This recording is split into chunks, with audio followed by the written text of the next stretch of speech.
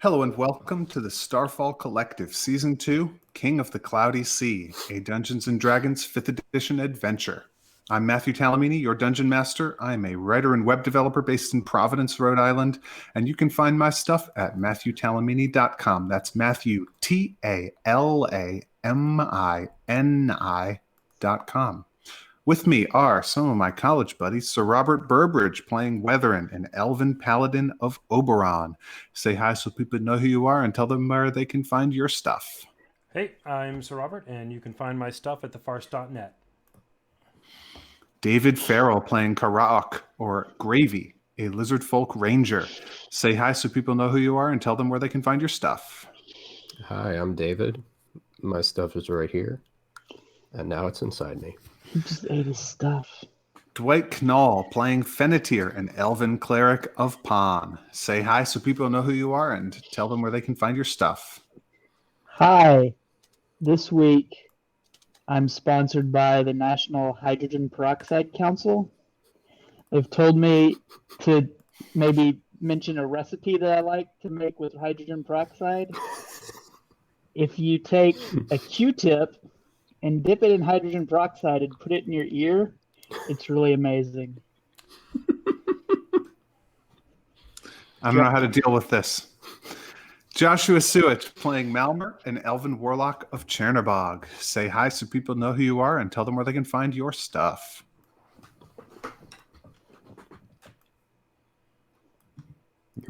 Josh, you're muted. Hi, I'm Josh. You can find my stuff on Reddit if you go to the Starfall Collective subreddit. And you can find my stuff on Instagram if you want to see videos of my dogs if you look up JSUICH. Nice. I like those dog videos. They're very good dog videos because I have very good dogs. Nice. All right. Let's start this episode by taking an eagle's eye view of the cloudy sea. The current conflict has been called at times checkers. Also, it's been called chess. Right now, we're looking at it a little bit more like Risk. We've got a map.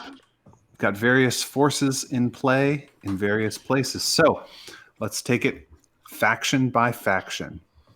Karen is an evil goddess, patroness of chaos, transformation, and shapeshifting. She's worshipped by dark elves in her spider aspect and served by various monsters. She has a small chapel in 3 ways with a few dedicated but weak congregants and priests. She has some hags. The players have seen 3 of those hags so far. A sea hag who Fennetir spied on when she met secretly with Goryo in Giant Land. A green hag who had stowed away aboard the Fujin and was ultimately killed by Yellow Eyes in Air Mountain. And a night hag who had been following the Yellow Eyes coalition and then had stowed away aboard the Akagi, which is the Elven Navy's cloud ship, where Fennetir and Karaok and others fought with her unsuccessfully. When the ship landed at Air Mountain, she escaped to the north, was followed by Weatherin, and soon by the other players as well, where she was picked up by an adult black dragon and carried to Karen's secret web grove in the Ragged Edge. Karen has drow. At least some groups of dark elves are also led by barbed devils. There are work crews with cloud rafts that have been cutting down trees, and there are raiding parties that have been harrying Aarakocra farms and communities around about Air Mountain. Karen has black dragons. You have seen at least one larger black dragon transporting a hag from place to place, swooping low over Air Mountain on another occasion. It seems to be a mercenary and seems to have trouble finding safe places to land in the cloudy sea because of its size. You've seen multiple smaller black dragons. Also, I've seen some guarding the bridge over Karen's moat and flying around the Ragged Edge. Mm-hmm. These are probably not the ones that I sent to you in the summary. Probably the big one is an adult black dragon, and the smaller ones are young black dragons. I don't think you've actually encountered any wormlings. Charon's moat is a long, thin area where the levitating trees have been cut away, preventing ships from traveling between Air Mountain and Giant Land unless they cross at the bridge, which is guarded.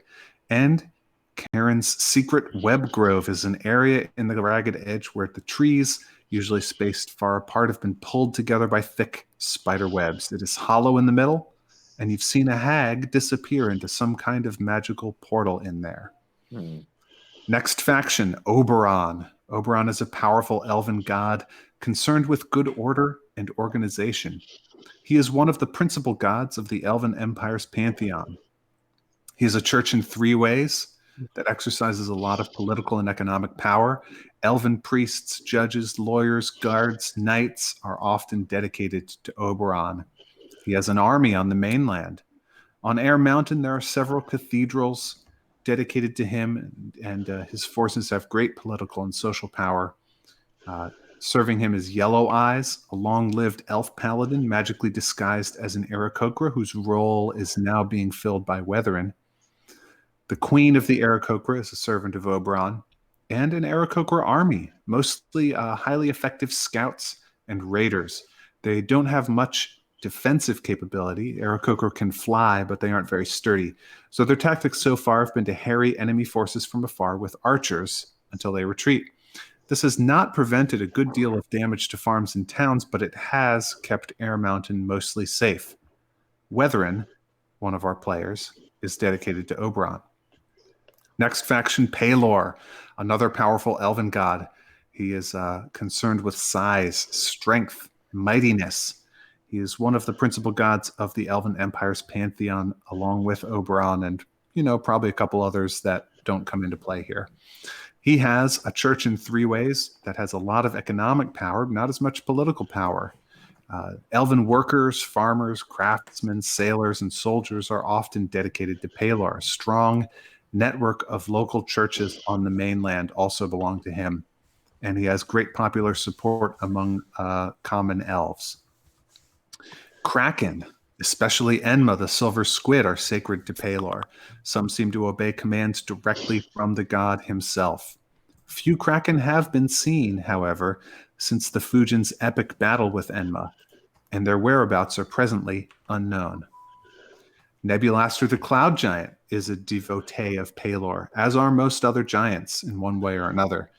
His island, Nebulaster's Perch, is a pilgrimage location for world scholarship. Currently, Nebulaster's Perch is shrouded in dark clouds, and the Aarakocra believe it is under assault by Kyrenic forces. There are also stone giant outposts around the cloud line. Little is known of them, but they also worship Pelor. Karauk, one of our players, was given the curse of lycanthropy by Pelor, although he is strenuously opposed to the god himself. It's true. Chernabog is a mysterious new spiritual force. He seems to be dedicated to vengeance and the hunt.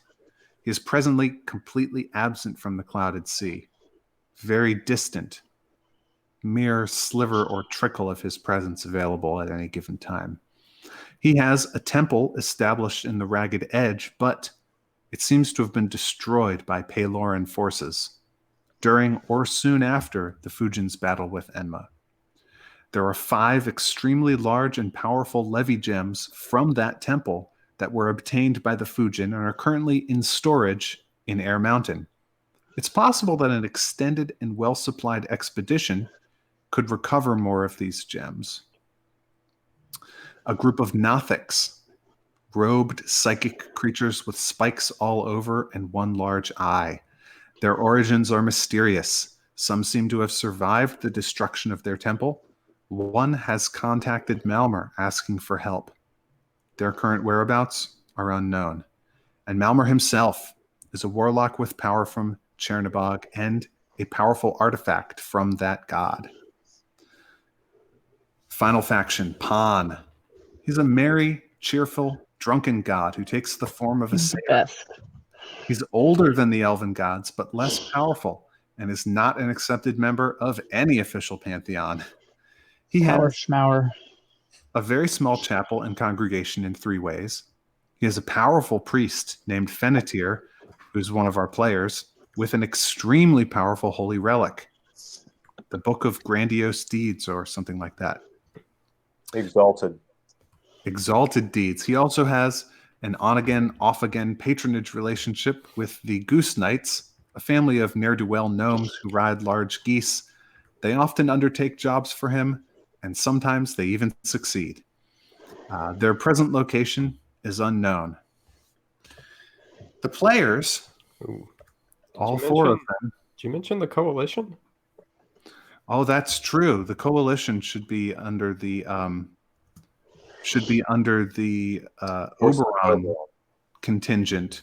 Yes, there's a coalition of other races who have met under the banner of Yellow Eyes because they are responding to a cry for help from Yellow Eyes. They're aboard an elven warship. Among them are tabaxi, halflings, lizard folk, and some Aarakocra. Excellent. The players themselves are currently a short flight from Karen's secret spider hole, somewhere in the Ragged Edge. Secret spider hole. Their instructions from the Queen of the Aarakocra are to find the secret corridor by which dark elf forces have been making their way into the west of the Cloudy Sea. Once this has been neutralized, Elven Empire forces near Three Ways should be able to take over the brunt of the fighting.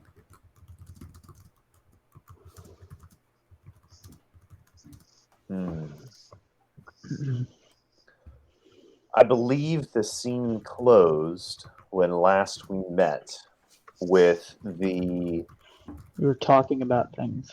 conversation between all parties present, namely Yellow Eyes, Gorio, who has dropped the visage and is now Mal, because Mal has exposed himself to his former shipmates who are now, I guess, just party mates on this strike force team, Finnetir and Gravy, Karaok. And Yellow Eyes had conveyed what he had seen to us, namely that the hag has descended and disappeared from the scrying eye of Yellow Eyes through a portal into the realm of Karen. We discussed for a few moments whether or not we should go back for support or whether we should go in. And then somebody floated the idea, and I think that's where we should pick back up. Who remembers who said, what if we... Finnetir, I think. I did. Oh, never yeah, mind. Gravy. So, Gravy, why don't you say what you said last time? All right. Well, Gravy speaks up and says, I am no great strategist, but I wonder, the dragons,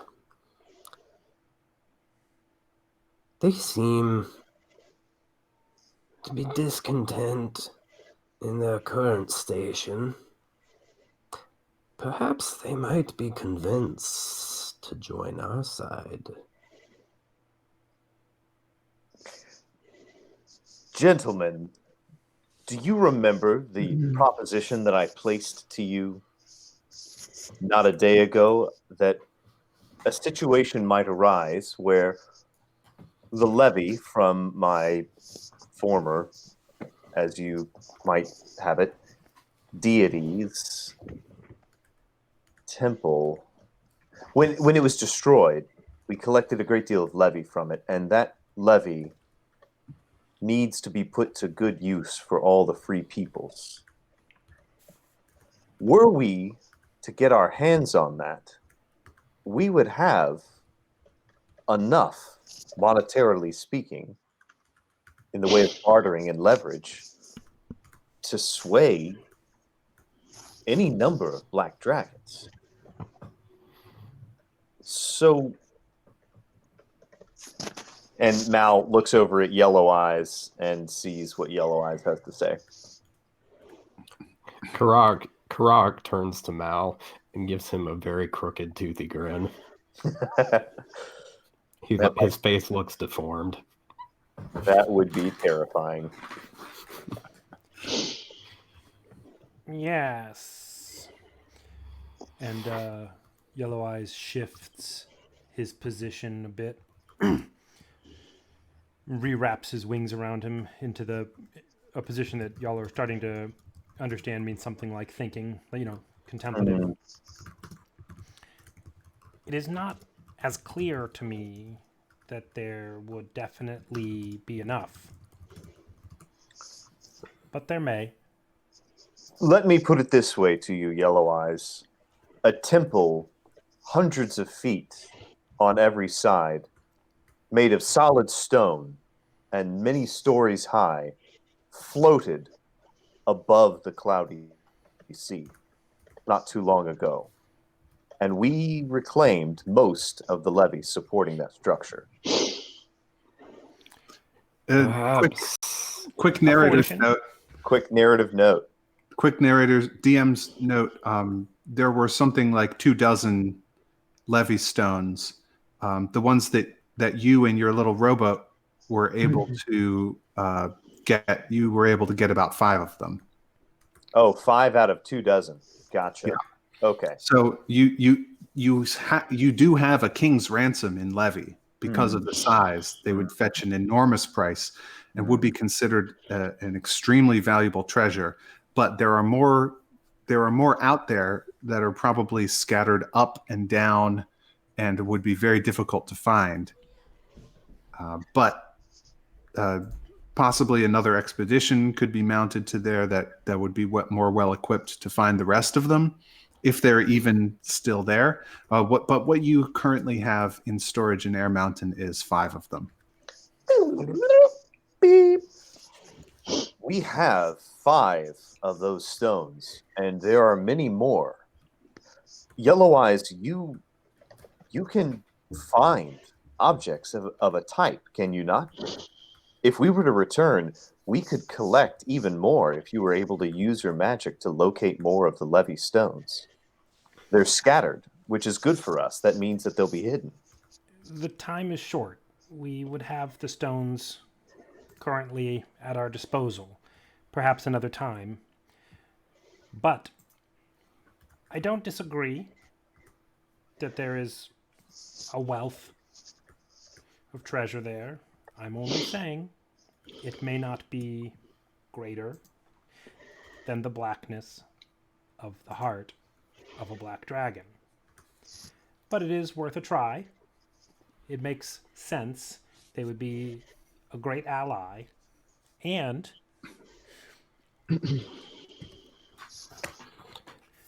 I am no diplomat myself, but I am sure there are people in our company who would be suited for making such a bargain. Aye, and Mal turns into Goryo. I've had some dealings with him in the past. Could be an opening for us. And he switches to look like just some rando. Do we have tieflings in this world, Matt? No, not right. Okay. they have never been encountered. Yeah, he switches to look like a dark elf, and he says, or some sort of neutral third party. And he looks like an extremely lavishly dressed, wealthy, middle-aged dark elf merchant. Yellow Eye says,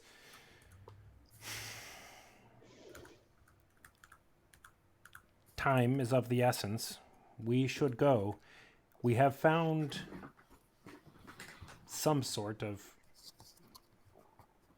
stronghold of Karen. It will take a day to get back by flight, and some time yet to return. If we would desire to beat our opponents, we must hurry quickly. I admit the aid of the Black Dragons is tempting, but it is I would think equally tempting simply for them not to work for Karen. they would be most effective in an assault on this outpost. Much more effective than anything the four of us could conjure. That said, perhaps we might divide our forces, send some to the dragons, while others remain here and keep watch. Now that we have been near, and now that Yellow Eyes has followed the hag to this place, Yellow Eyes, you will be able to spy upon it yourself, will you not? Indeed, Which would negate the need to leave behind some of our party. It would allow us to stay together. indeed, though my scrying, for reasons I do not understand, cannot penetrate into the lair. Perhaps some god work? Hmm. Do you But- suggest we send someone in? But we can also, I can spy from the outside, and should a creature approach or depart, then we would know. Hmm. I think we should leave immediately. I am willing that any could stay here, but certainly I must return to inform the Queen. I should return as well, so that I can, as Gorio, more easily extract enough of the levy to make the bargain. I would imagine that should I do so, the jig will be up. It will take some careful negotiation, or simply a paying of the price. This levy, if I understand correctly, does not belong to Gorio. It is belonging to some other, and a share for each of your sailors. I think that for it to be used in exchange for the safety of the Aarakocra, a deal must be made with the Queen to purchase the levy, perhaps with some political favor or perhaps with some other agreement to be paid later. We shall see.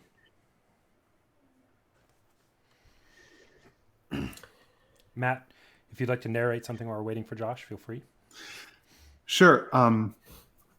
If you recall, the dragon, when the largest dragon that you've seen so far, when it dropped off the hag at the spider pit, which is the landmark that you're closest to currently, it took off to the east northeast direction, generally as though it was flying to or near to Nebulastra's perch, which you can currently see as a huge dark thundercloud on the horizon.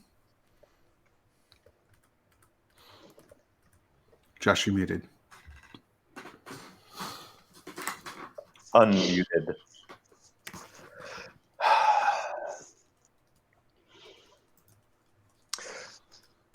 I think that the best thing to do would be for Gorio to pay for his sedition.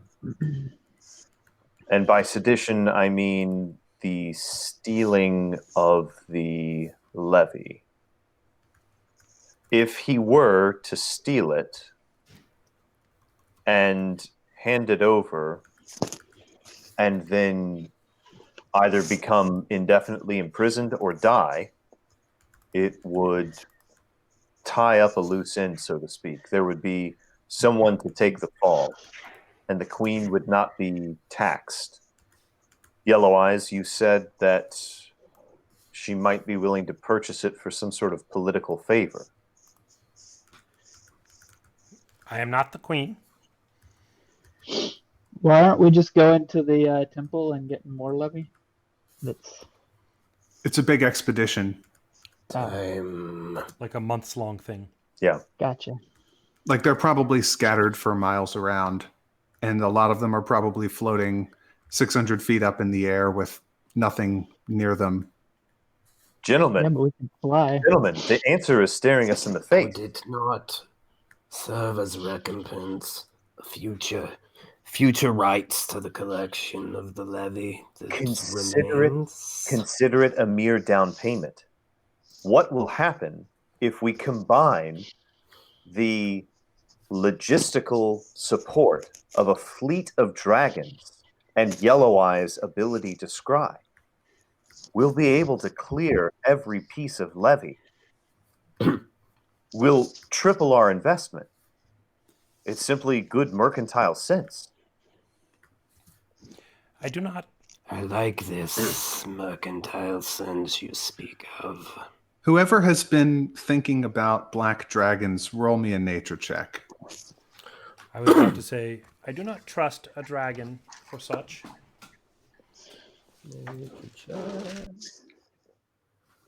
Yep. Right. No. Yes. I forgot how. That is a 19. 16 for For me. me, a 14. Karauk and Malmer, you are aware that black dragons are the most evil of the chromatic dragons and should be considered extremely untrustworthy. I am counting, however, on their greed. As long as we take advantage of their intelligence and the basic ratio of their reward that says that they will continue to get more by continuing to help with the search efforts than by running off with what has been reclaimed, we will be well.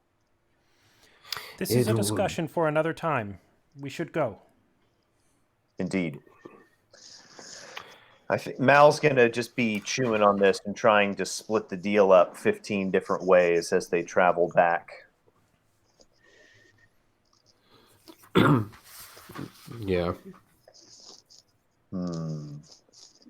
Karak would probably try to think of safeguards to protect against them, although probably less effectively because he's not as smart. So the question that Mal is asking himself as they fly back is he going to have Goryo basically pull rank, take the levy out, hand it over to the queen, and then say, well, boys, I've basically cut myself off from the rest of the world, and there's no way I'm going to be a respected captain of this ship. And there's no way that the elves are not going to hang me on sight. So I'm just going to peace out here. So this was my last-ditch effort to honor my fallen lover who I lost, and I'm out. Or he's going to ask... If you're talking to these people, aren't they just going to kill you? Say what? Why are you talking to people who are just going to kill you? Yeah, I think he's going to basically say this from the protection of being behind the Queen's guard. No, Goryo has the full right to do everything. You're on the expedition. He's the captain. He can negotiate, do anything he wants. There is nothing to report until he gets back to Three Ways with whatever he has. You can do anything right now unilaterally. They don't know that you didn't take some and stash them on a random island or chuck a bunch overboard or whatever. You haven't made any report back to Three Ways with how much we've gotten. You just make the deal with the Queen. Goryo just makes the deal with the Queen, and he can deal with the consequences, or more likely not deal with the consequences, just have rumors of it because, he just disappears. Right. At this point, just to say, at this point, rumors of the levy that have been brought back are not going to be quenchable. But what he can do is take one gem, set it aside for the crew, 4 gems, set it aside for negotiations with the dragons, and then the remainder of the smaller levy gems that they got from any Kraken will just be the normal haul. So, Sure. There are also infinitely many things like the rumor that somehow got started that the dragon stole the levy, oh, or that's true. who cares, right? That's true. All that's done in secret. You're not going to do public negotiations. That's true. That's true. None of it matters. Do whatever you want, and then you got to come deal with the consequences later. Yeah. Okay. All right. So yeah. So Matt, does anything happen of consequence as we travel back to Three Ways? Not Three Ways, Air Mountain. I think you all should roll me up a survival check just for pro forma. I take the help action and I give advantage to Karaak for his survival check. I got a 20, not natural. Do I have the D4? Yeah, pawn will help. Okay. Boop. That is a 28. You have no problem. You fly for whatever sort of ESP satellites you put out. You actually ESPN? you build the first self-driving car and just nap the whole way back. I guess. Nice. With the 28. Gravy identifies convective currents that lift himself and Yellow Eyes up along the way. Yeah, the trip back is uneventful. Is there anything that you want to fly over in particular? You want to scope out the moat? You want to... I think we want to avoid the dragons. Like right. if we see some kind of birth. I also would like to do whatever is necessary, such as, for example, taking the leaf of a tree or something to scry back on the spot that we're trying to scry on, to make sure that I'm able to, well, if I can, then great. You can. Okay. You are. You don't... I think it... the text of the spell gives you like... Seems to be like if it's a location, you can just scry it. Okay. So this is a location, you can just scry it. I don't know. Yeah. We decided we weren't going to split, right? Correct. Yeah, we're going together. Yeah. Cool. So you arrive back in Air Mountain. You can see that there are preparations underway. The Fujin is almost finished. They have fixed her up real good, real nice. The mast is back on. There are still some repairs being made, some sawing and some hammering, but they're loading supplies onto the Fujin. They're also loading supplies onto the Elven warship. And you can see that the port square is busy with activity. There are Aarakocra soldiers. There are scouts flying back and forth.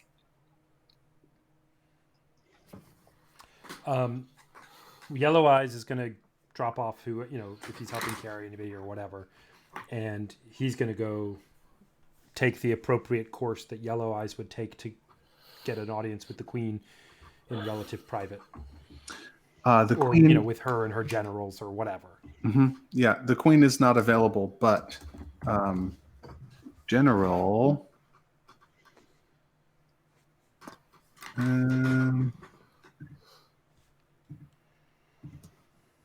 Let me look up the general's name. Fancy pants. Tweety.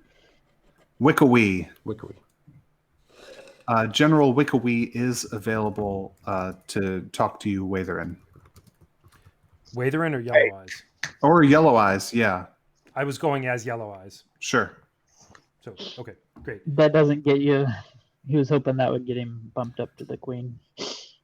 Not directly. You could write a letter that would probably go directly to the Queen. I'm happy to talk to the general. Let him escalate as he sees fit. Mm-hmm. General Wickawee. Yes.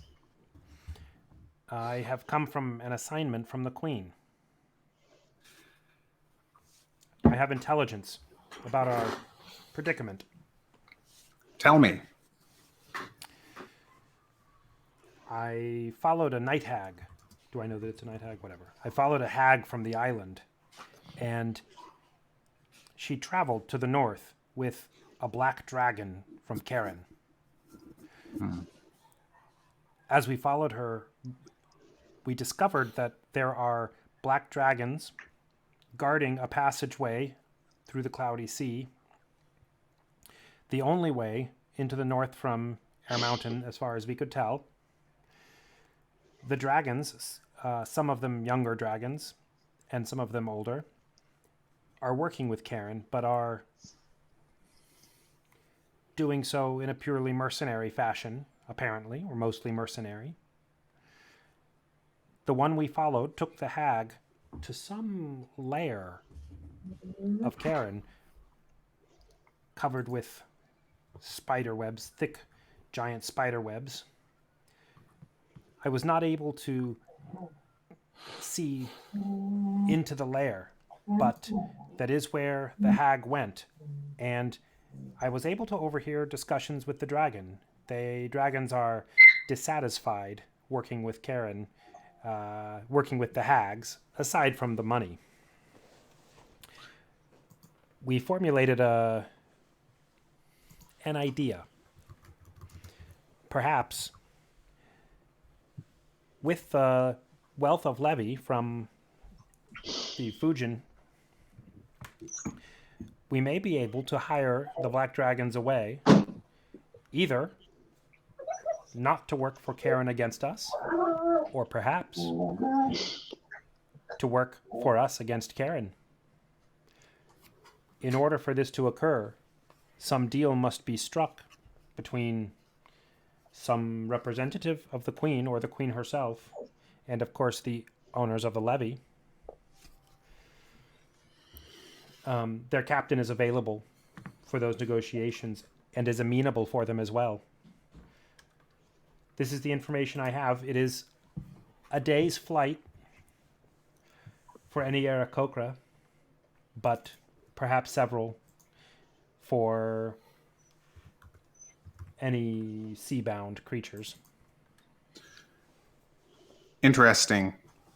And he brings you to the war room where there's a big map of the Cloudy Sea. And the Cloudy Sea is always in flux. So since you were recently out there, he has you rearrange a few things. The map is not drawn in paper, but laid out on a table with different landmarks, and the loosely connected objects of the Cloudy Sea sometimes change relative to each other. So he has you adjust them a little bit, and he asks. He says, "We have had reports that there is a bridge across the moat, which our scouts have seen, but we suspected there would be some sort of guard on this bridge. Did you actually see dragons near the bridge?" We did. We saw dragons flying and seeming to guard the bridge. They had some brief discussion about such. They were the younger of the dragons. The elder dragon that we saw was carrying the hag. Interesting. That's good confirmation. We assumed that it would be guarded, and the fact that there is a bridge gives us hope. Our worst fears are not confirmed. The matter of the levy, you understand that economically, the loan to the Aarakocra of such a vast sum might be years before we could pay back the Fujin's owner what we would owe. But if it could save us, then possibly. I don't think black dragons can be trusted. Agreed. What surety would we have that they would not simply take the levy gems and leave with them, or take them and hide them somewhere in their lairs and then continue continue ferrying hags about, or continue fortifying positions for the Kyrenic army. We would have to figure out some way of ensuring, perhaps giving them some, or giving them something in earnest, some sort of proxy. It is a difficult wager to make, since, of course, should Karen overcome Air Mountain and take control of the city, the dragons would have all of the levy gems as loot. And more besides. It is not for me to say, it is for the queen and the owner of the levy. I am but the lowliest of Oberon's servants, of course. Well, Yellow Eyes, I have to tell you that I, as one of the Queen's key strategic advisors, I can't say that I favor this plan especially. This is where, if you want to convince him, you might make a some sort of persuasion check. Yeah, I would attempt to persuade him at least to take it to the queen. That's my goal, is to not persuade him to, or maybe to support the plan, but at least forward it to the queen and maybe do it with his recommendation. Let's see, persuasion. Sorry, looking. Aha. Okay. So, I don't know that it hurts to try, aside from relations with a few sailors who may lose their money, but I think that the advantage that it gains is doubled. One, that the dragons don't work against us, and two, that the dragons do work for us. But that is what I think. It should be brought to the queen and recommended. You, however, are wise in the ways of war, while I am wise in the ways of Oberon. And then my roll is a 10. He says, "Indeed, this is perhaps a matter for those of us with more worldly experience. I will mention it to the Queen, but this plan does not have my recommendation. The principal flaw being that there's no guarantee on the dragons. I do not trust them. What can we withhold from them in the future against their behavior now?" Two things. One, some of the levy that we have. And two, according to the crew of the ship, they have extracted 5 of perhaps 20 to 25 levy stones. And they know the approximate region of the others, though a great expedition must be undertaken. We can reveal or withhold knowledge of those stones, but surely, compared with the 5 that are here, if we were to offer them 4 now, which is what the crew suggested, and knowledge of, shall we say, 10 more. Interesting. When you say 24, his eyebrow feathers go way up. This is almost ridiculous. Mm-hmm. But he says, "That is," and then he thinks about it. He says, Yes, you could bring 2 or 3 or 4 levy gems to the great dragon and promise it that we will reveal to it the location of more. You know, dragons are greedy, extremely greedy creatures. Promise to reveal the location of the rest of the levy gems once they help us to drive the dark elves out of the cloudy sea. I have myself gazed into the fringes of the cloudy sea and have seen some of these gems adrift. I know that there are more.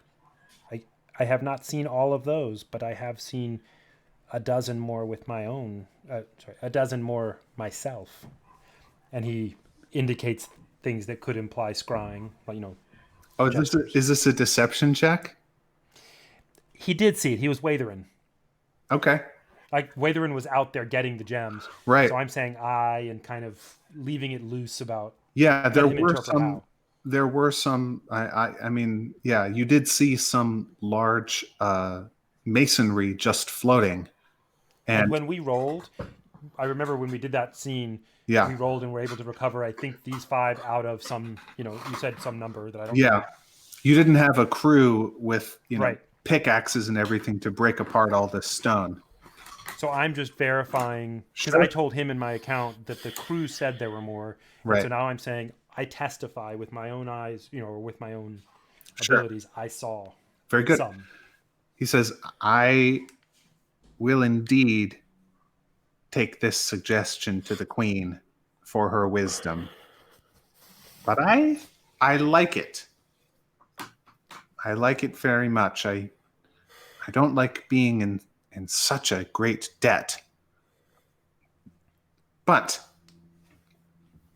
who knows what the proper value of the location of a treasure hoard is? We can't be said to be in debt just for giving away the location of a treasure hoard. It's not in anybody's possession yet. Yes, indeed. It is worth noting we do not know the location. Only the captain, or only a few of the crew do. It is something that must be negotiated with them as well. Interesting. Yes. I will see that this is done. So a little bit later, a messenger comes to you, Goryo. If you are acting as Goryo, you're Muted. You're muted, Josh. You are not anymore. Oh. I cannot hear you, Josh. I'm sorry. Still nothing. There goes Josh.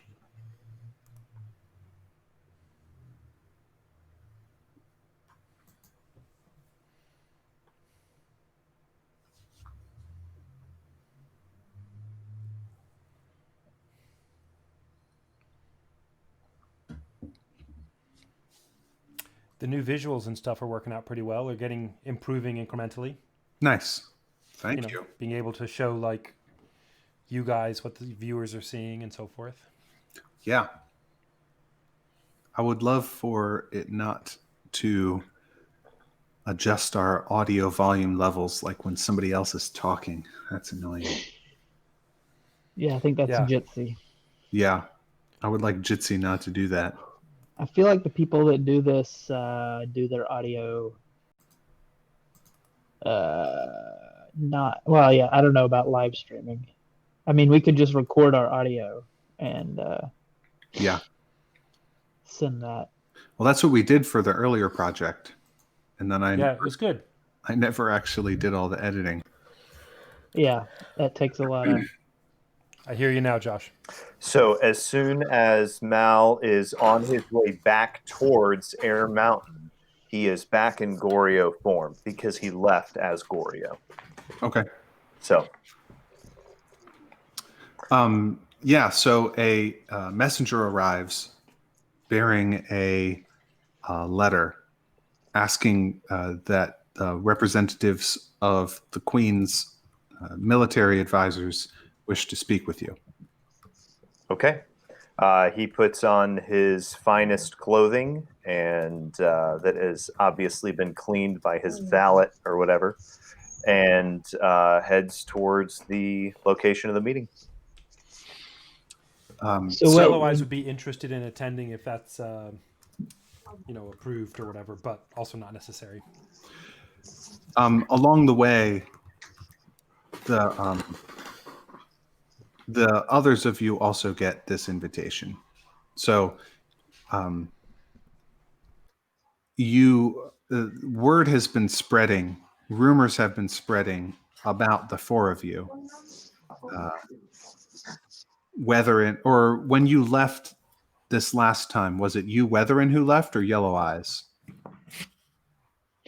Did people see you go with these three? I don't think they did. I think that's, yeah, I think it was You're Weather. muted, Sir Robert. You're muted, Sir Robert. Sorry, I thought I unmuted. I think Watherin was with them, sent them up towards a little bit, and was going to go tell Yellow Eyes, and then Yellow Eyes met them. So Okay. they saw Watherin leave, but Yellow Eyes went with them. So all the Aarakocra scouts are talking about how the four of you can apparently just go about at will wherever you want in the Cloudy Sea, which is really amazing to them because these scouts are experts at the Cloudy Sea, and even they'll ride 6 hours out and take the briefest rest and ride back. It's a lone Aarakocra, on a scouting mission. It's incredibly dangerous, and that the four of you can apparently make your way all the way to the Ragged Edge and carry out observation missions over there, and then come back without a scratch on you. Is that rumor is making the rounds? So all four of you, Watherin and Ra'ok and Fennetir and Goryo, you are all four invited to this meeting. Then Watherin goes as Watherin. And at the meeting, it is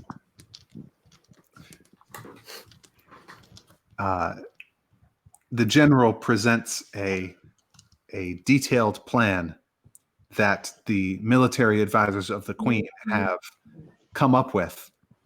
It's what the plan consists of, based on intelligence gathered by some local sailors and friends of the Aarakocra, is that basically what you've outlined, but they present it as their own idea. There is one wrinkle, though, which is that the general asks you, there is one problem. We need to find the dragon to negotiate with it. Do you think that you can find the dragon?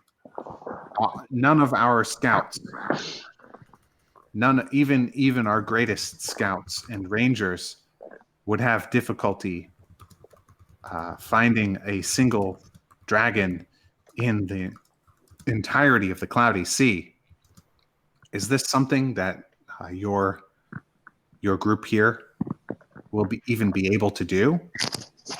Aye, we can do it. We can locate a dragon. We know a consistent place to find him, where they be watching.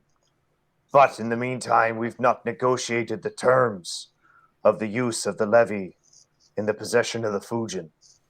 Of course, being a time of battle and war, you could always claim it in the name of the authority of the Queen, but what kind of long-term reputation would that make for Air Mountain with the Elven Empires? And there's no need. I have a proposal for you. I pledge to you the use of 4 of these gems for the negotiation of the initiation of the terms of mercenary contract to the Black Dragons. And you give me the use of a couple of hundred of your men, Aarakocra, and the use of your prophet Yellow Eyes. And we reclaim, under my guidance, with my knowledge, and Yellow Eyes' abilities, the remainder of the levy, and 10 pieces of that levy will be for the Fujin, and all the remainder shall be for the use of the purposes of the crown, be they to line her coffers or to pay mercenaries, however she sees fit. If we reclaim the levy from the fallen temple ourselves, then what have we to offer the dragon? You'll have a great deal. You'll have a great deal more than you need. With my guidance and my help, you'll be able to find all you need. So we give the dragons 4 levy gems now, and we promise them some number later. 2 now, 2 later, and that'll give us enough time to find more. 2 is still a profound and substantial deposit for a token of faith. And the key to the dragons is to not give them too much. Give them a trickle. Give them just enough to keep them greedy. And then send them into the front to die. Indeed. We give them 2 more, and then we give them a real taste, a handful. And by that time, they'll be convinced that the stream is coming greater and greater. Gentlemen, we don't have that kind of time. You were here when one of the dragons made it all the way to Air Mountain itself. We did drive it away, but it was close. And we've got Karen creating fortifications in our very backyard. What we need you to do is this. And they outlined this proposal to you, that you take 2 of the levy gems and that the captain of the Fujin would officially accept a loan, not a loan, but that a bond, right? So the Aarakocra would pay back the value of the gems to Sachiyama, the official owner of the Fujin, and that the captain would sign this, and so that it's all proper and legal, with a certain token amount of interest thrown in over the course of 5 years or so. Should, of course, Air Mountain still be standing at that time, and that once the cooperation of the dragons has been secured, that all information about the movements and the strategy of Karen that you can possibly obtain be gotten from those black dragons, and that, if possible, the 4 of you with the dragons would do everything within your power to close off the corridor that the Dark Elves have been using to get to the west of the Cloudy Sea immediately. And the dedication, the guarantee of the dedication of the resources of the Aarakocra to assist the Fujin in the reclamation of further gems. That's included, yes. Yes. Okay. Strategically, the Fujin and the Elven warship, the plan that the Aarakocra have is for those 2 ships to set off now, and that by the time they reach the bridge, you will have negotiated with the dragons, and there would be no more guards on the bridge. And they would be able to cross and continue up to Giant Land to give relief to the good giants near and around Nebulastra's Perch, who are currently, as far as the Aarakocra think, doing battle with the Dark Elves. Which would then further free up the resources of the giants to come to our aid. The giants could then do even more against the Dark Elves. Yes. All right. These are amenable terms, and I think that this is a win for everyone at the table. The best kind of deal, one that we've all got to stand strong interest in seeing through to the end. So you've got 2 stops on this mission. First stop, wherever the dragon is. Second stop, wherever the dark elves are coming into the Cloudy Sea from.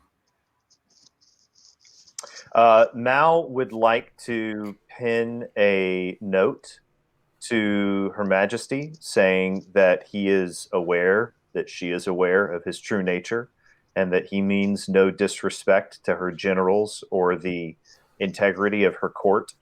But in this time of war, for the sake of the protection of her people and for the sake of the cause of the welfare of the free peoples of the Cloudy Sea, he is going to maintain the identity of Goryo as long as necessary.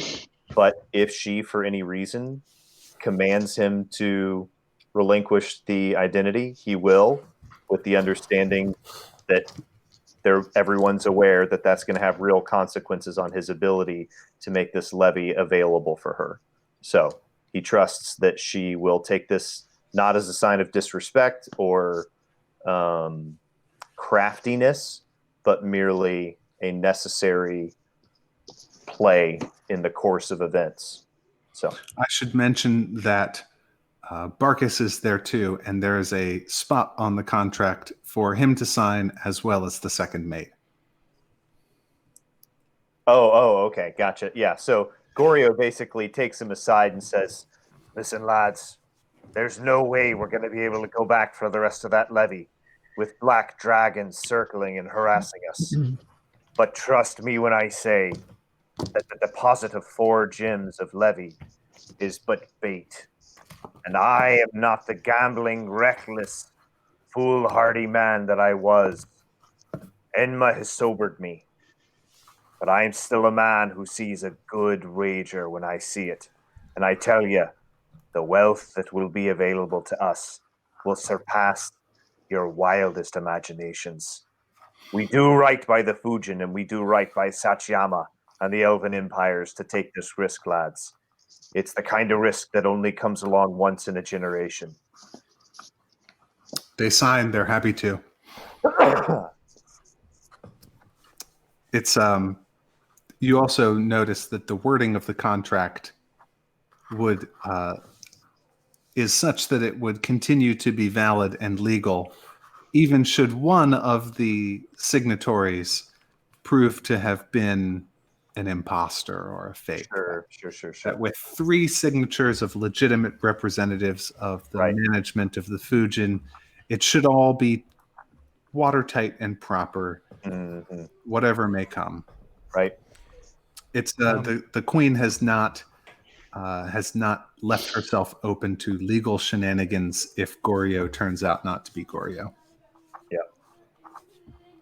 I think after that, after all the contracts are signed, I think Goryo's going to take Barkus and Sarah. Is it Sarah? Is she the second? Yeah. He takes them aside and says, "We've committed ourselves to a course. And that course is one that will be perilous. One that we might not all live to see the other side of. And I respect you too much to maintain this ruse any longer." And he drops the appearance of Goryo, and he appears as Mal. And he says,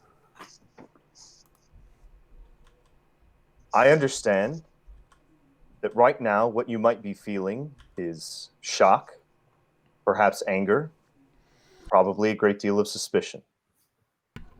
And as soon as he drops the appearance, Watherin pulls his sword, shocked, and then slowly puts it back. Wait. I thought that he had brought the first mate and the second mate into some other room Yeah. apart from everybody. Oh, I thought it was with us there. No. Just them aside.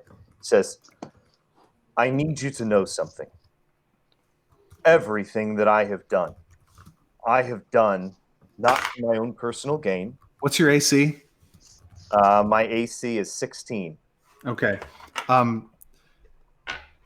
Sarah punches you, but you dodge. Yeah. You Again. turd! You Again. absolute turd! Again, a lot of emotions. I promise it will be in your best interest to let me tell you a story. And at the end of it, if you still wish to punch me, you may do so. And he basically explains to them how Gorio never came back. That was a lie. And Mal watched the destruction of his own temple. And he realized that all of the imposters on the ship, the Dark Elves, were going to present a clear and present danger to the ship. That if Gorio himself did not come back, what was going to happen was that the Dark Elves were going to turn, and it was going to get violent and bloody, and people were going to die. So purely for the sake of preventing people from dying, and in order to pull off this ruse of killing, well, I guess I should just say it in person, I came back as Gorio to keep you safe. You have no idea what those Dark Elves are capable of. Perhaps you do, but I do know. What I did to save lives. Your lives and the lives of the men that you have sworn to protect and govern well. I've made every decision as Gorio, as captain, for the welfare of the crew and not for my own promotion. I have no illusion that I'm going to share in the wealth of the Fujin after all of this. But I did it for a second reason. Namely, that Watherin needed to get back to Air Mountain, and we needed to get back information to Air Mountain. Air Mountain is going to be the pivotal place where the defeat of Karen and the safety of the free peoples of the Cloudy Sea will be decided. I had to act as Gorio because I knew these things. I had to take us to Air Mountain. I had to engage the resources of the Fujin. It was the only right thing to do. And again, you have been good and true superior officers to me as Mal, and you have been good and true subordinates to me as Gorio. It pains me to have deceived you. But everything I did for reasons greater than myself, and I show myself to you now voluntarily as a sign of good faith. Because, Barkus, you are now the acting captain. I need to figure out what to do with Gorio, but he has no place in this fight anymore. Barkus has let you talk for a while, and Yeah. he's wearing a thorough scowl and says, "Then the captain is really dead." Indeed, he was consumed by Inma, and unfortunately, none of the efforts of the Drow mage were enough to save him. The inside of a Kraken is too much to survive, even for a man of Gorio's mettle. The last moments were as we saw them then. Indeed, they were. Malmer, and I think this will be the last little speech before we go to break. Yep. Malmer, your vanity and pride is too great. How do you know that with the information you had you not, if you had told it to me, that I wouldn't have made the same decisions as captain that you made, or better ones, and with legitimacy? Do you understand that everything that the Fujin did while you pretended to be captain is illegitimate? We'll be tied up in court for years after this. I don't know what I'm going to say to Sachiyama. Good grief. You'll be able to say to him, You be quiet. I don't want to see your face again. Go your way and the Fujin goes our way. But you're no longer a sailor on this ship. And you would do well to be seen no longer in three ways. there'll be a jail cell for you. If not, the noose. And he turns and takes Sarah, and what? Sarah goes to punch you again. Mal doesn't dodge. 3 hit points. She knocks you in the face and says, I always knew you were a useless turd. And leaves. And with that, we are going to go on our 10-minute break. We will be back with you at 9 o'clock. Back to a life of piracy for me, thanks.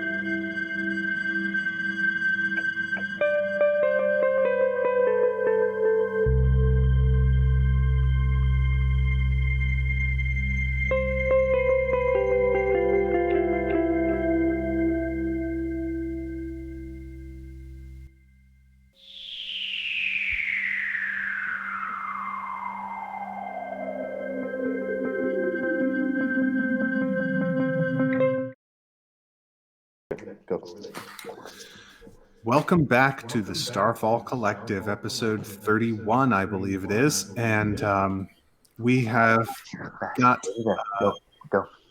our party of 4 characters who seem to have been given a quest or a mission by the Queen of the Aarakocra to go and find the larger of the black dragons and make a deal with it, if possible, to trade the future some levy now and some large levy gems in the future for the black dragon's help in fighting with Karen now, and then with all haste to move immediately, if possible, against the corridor that the Drow are using to get into the west of the Cloudy Sea, wherever it may be, with the idea that as the dragons switch sides, they'll have some pretty good intel about where that might be.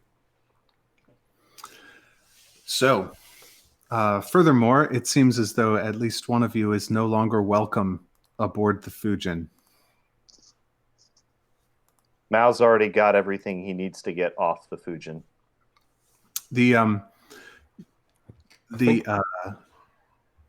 What I want you to do is, I've got to scroll a little bit, but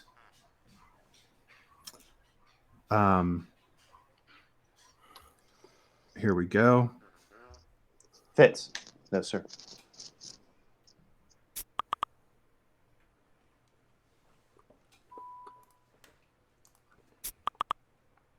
So, the Queen sends a representative who is one of these very owl-like looking Aarakocra, and there are some squires with them that are bearing chests. They're currently equipping you for battle. You've rested up. The 4 of you, I suppose, have met together on the at the square at the near where the ships are, and they're sending you off. But before they send you off on this mission, I think before, real quick, mm-hmm. Just as a matter of procedure, I think Karak, before meeting up, Karak would probably go report to Ate,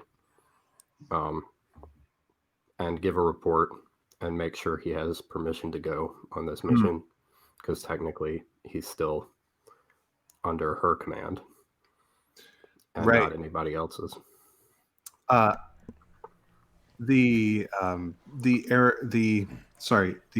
coalition was given instructions by the Queen to release you, and she got those orders. He'll still go directly to Ate, though. Good. Yeah, she receives your report because he's OCD and he doesn't answer to people who are not lizards. She receives your report, and she is aware of the details of the plan. Her ship that she's on is being made ready to follow after you, to join up with the giants or the dragons or whatever you can, and assist with the battles that are going to be coming in the days ahead. Hoping that once you have the dragons on your side, they'll be able to cross the bridge into the northwest part of the Cloudy Sea. Watherin would also have taken a 4-hour long rest at some point. Yeah, you've all had a long rest at this point. Karak, you can also replenish any spears that you make. I guess you make spears out of wood and stuff, right? Yeah, and things Javelins. Like that. Javelins, poison darts, things. whatever. See how many I have. Do I need any more? Oh wow, I've got 10 of those. That seems like enough. Mal is going to ask around and see if he can acquire a spell of glamoring or the services of a sorcerer or a wizard who can glamour his spear. What spell? What spell is that? Karak also wanted to get some sort of, see if he could get, I don't know, silvered weapons or magical enchanted weapons or some sort of thing like that, similar. So if he finds out Mal's going looking for that kind of thing, he'll probably go with him. Sure, yeah. While you are equipping, you do not find any silver weapons. This is the Aarakocra have short swords made of steel. They have bows and arrows, but they do not have. There are no silver mines around here. Silver is a rare metal that's used for currency and trade, and they don't. The smiths here do not use it on weapons. Any other means of enchantment that one could apply to non-enchantment normal weapons to some effect? I don't know. A spell scroll. I don't know what exists in these worlds. Well, a potion that one could apply to one's weapons in advance. Fire. I think that is. Let's see. I think that like trying to cover all my bases.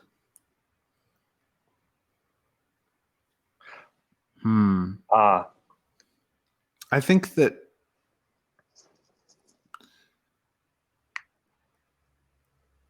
a wizard such as the one Tabaxi would be able to do it. But it would take a long time. But here's what you do have in terms of new equipment. These Aarakocra approach you, and they are bearing chests. The queen has reached deep into the storehouses of her ancestors and was indeed able to find some magic items that might be useful on this very important mission. Especially since you were asking around and trying to find, what you can about these things. And also given that it's extremely hard to harm the hags with regular weapons. So, where's my thing? Nope. Here, Karaok. Roll me a d12. Okay. Where's it? 12. Is this it? Oh, there we go. Boop. I got a 10.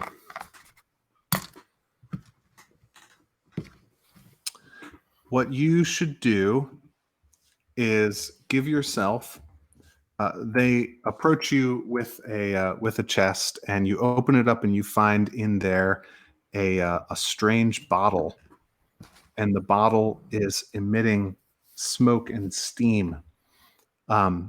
It's a brass bottle which weighs 1 pound. You should add to your inventory an ever-smoking bottle. Smoke leaks from the lead-stoppered mouth of this brass bottle, which weighs 1 pound. When you use an action to remove the stopper, a cloud of thick smoke pours out in a 60-foot radius from the bottle. The cloud's area is heavily obscured. Each minute, the bottle remains open, and within the cloud, the radius increases by 10 feet until it reaches its maximum radius of 120 feet. The cloud persists as long as the bottle is open. Closing the bottle requires you to speak a command word as an action. Once the bottle is closed, the cloud disperses after 10 minutes.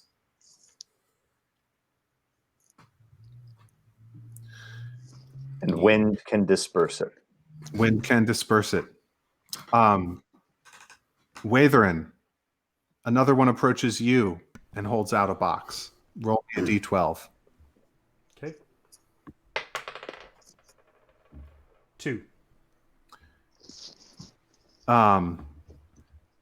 You find yourself the recipient of another magical horn. The Horn of Blasting. and it should come up here. You can use an action to speak the Horde's command word and then blow the horn, which emits a thunderous blast in the 30-foot cone that is audible 600 feet away. Each creature in the cone must make a Constitution saving throw. On a failed save, it takes a bunch of thunder damage and is deafened for 1 minute. On a successful save, it takes half the damage and isn't deafened. Creatures and objects made of glass or crystal have disadvantage and take a lot more damage. Same with you, Fennetir. There's a present from Santa Claus for you too. Roll me a d12. Real quickly, Matt. Yes. Just reading the Horn of Blasting on D&D Beyond. Mm-hmm. It says there's a 20% chance that the horn explodes each time I use it. Is that all of that applies? I don't like those rules. Because this will do 10d6 damage to me if it does get blown up. Yeah. It's a superiorly crafted Horn of Blasting. Yeah, I don't like those rules. I don't think we're going to do that. Okay, just checking. Sounds great. Yeah, the items I give out do not have the thing where you have to roll a d20 if you use the last charge, and it has a 5% chance of exploding or becoming unmagical or whatever. Cool. These are not like that. Fennetir. Santa Claus. D12. D12, buddy. Do you want me to roll for you? Did you roll a D12? Dwight? I rolled a 1. Oh. You find yourself the recipient of a set of dimensional shackles. Ooh. Yeah. You can use an action to place these shackles on an incapacitated creature. The shackles adjust to fit a creature of small to large size. In addition to serving as mundane manacles, the shackles prevent a creature bound by them from using any method of extra-dimensional movement, including teleportation or travel to a different plane of existence. These would have been very useful. Yeah, there are still hags about. They don't prevent the creature from passing through an interdimensional portal, etc. Finally, Malmer. D12 me. 7. What you receive are some bracers of archery. While wearing these bracers, you have proficiency with the longbow and shortbow, and you gain a +2 bonus to damage rolls on ranged attacks made with such weapons. Feel free to shuffle these around among yourselves. The shackles actually wouldn't have helped against the hag because they have to be incapacitated. You would have had to incapacitate the hag first. And I mean, once you do that, just stick it.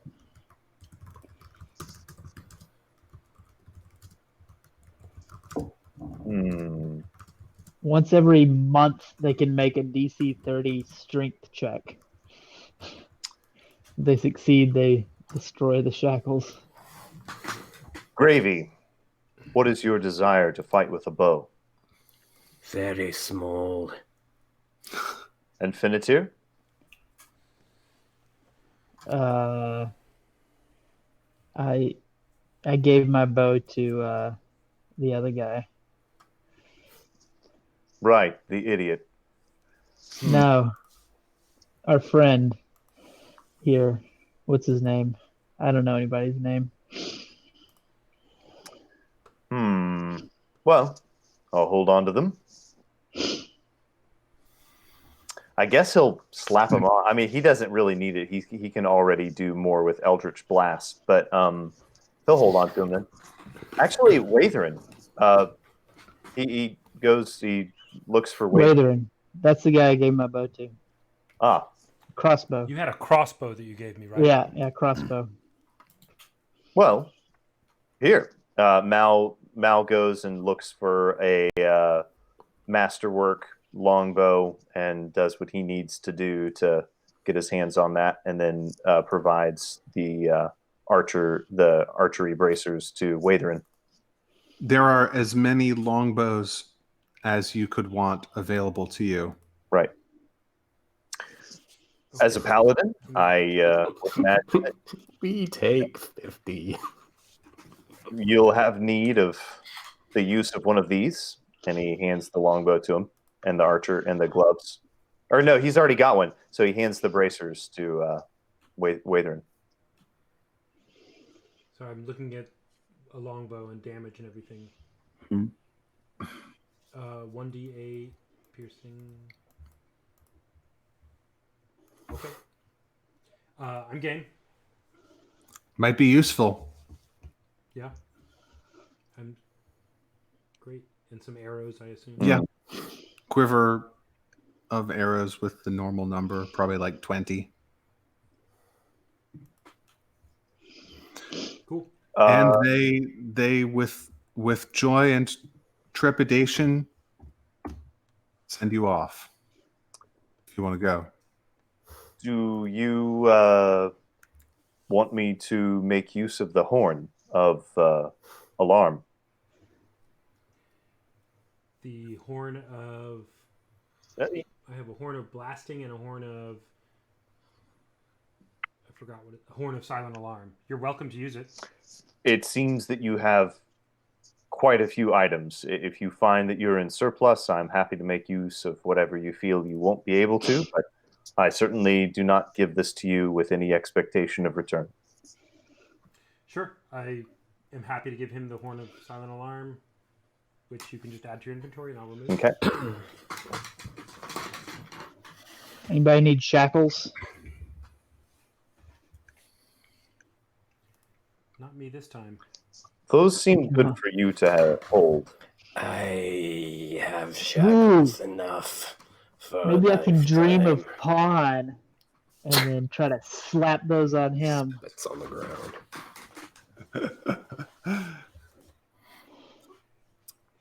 Anything you Capture. want to do before leaving? It's time.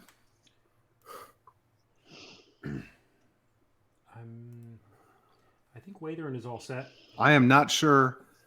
Oh, potions of healing potions.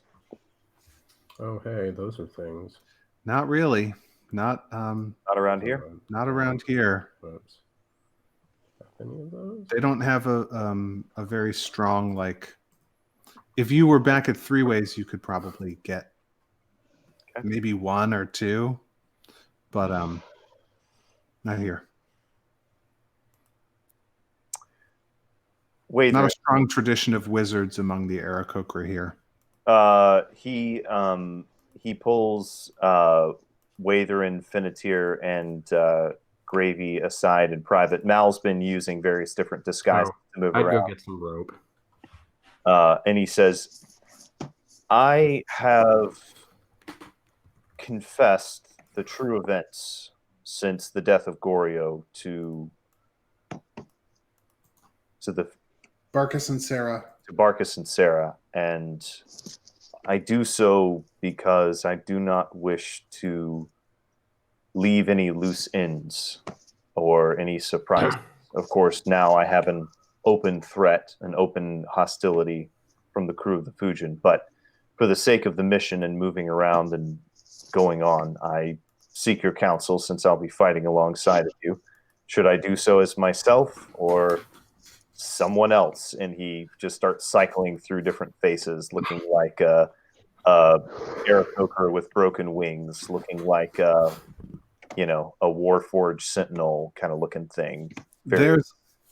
There's a lot of context that you have to give to Finnetir and Karauk before they even know what you're talking about. Karag just looks at him. You like have to, looks at him literally like he's grown a third head. You have to If tell them about. Finnetir wasn't benefits. just constantly reading this book, he would also I be confused. I already caught him up, largely. Okay. Yeah. Because they were not there for the battle with Enma. Right. No, I told him about it. Remember, I told Finnetir Yeah. He confessed on the boat ride after the half. Right, okay. and I told him, like, Finnetir, I wish you were there. We would have won if you had been by my side and all that stuff. Yeah. So. Finnetir looks up from his book and goes, yeah. Waithrin says, "It makes no difference to me, but I'd rather know who you're fighting as. Also, if the mates of the ship don't favor you, it doesn't make sense to have more enemies on the battlefield. Indeed. Well, in that case, They're not coming with us, though, are they?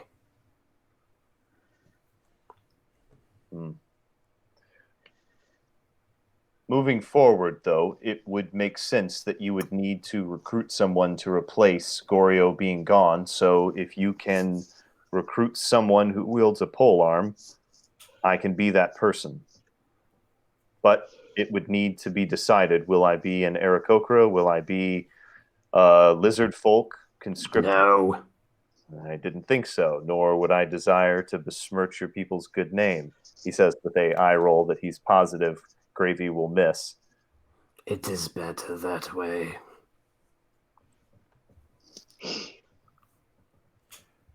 Watherin shrugs, as in, it makes no difference to me as long as I know who you are, and continues like fitting himself with his gear and everything.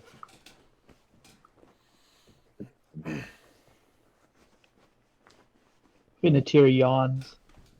I think he just puts on a he just garbs himself in black from head to toe. Well, I don't know. Does he want to go nondescript or man of mystery? Mm-hmm. Evens odds. Evens nondescript. Okay. He goes as a Aarakocra with broken wings. Oh, sad. But okay. I do not yet know what your destination is. Watherin and he can wants to glamour. try to scry on the black dragon we need to find. And he's going to do it with no one else knowing that he can scry. Like he's relatively private, or if he can do it invisibly as he's with them, just kind of like gaze into the distance, that's fine too. Can I don't know. Karag make an attempt to track it, as he is a ranger in the Cloudy Sea? Where will it go? Where will you go to find marks that it has left? Our souls. Mm-hmm. Where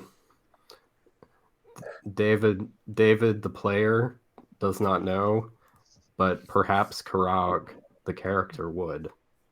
A roll of infinity would reveal to you that that the last known location of the dragon was heading east-northeast from the location of the spider hole, which is roughly towards Nebulastra's perch. Well, now you don't even need to roll. He already gave you the information. Well, you all know that. Tracking... I mean... I've set a map up. So, if you want to scry, let's determine your knowledge of the target and your connection to the target. Favorite enemies. I think firsthand I've met the target. Dragons are their own this the one we classification. fought Are briefly? dragons beasts? Dragons are Dragons. dragons. Okay. Beasts are typically non-magical creatures. Yeah.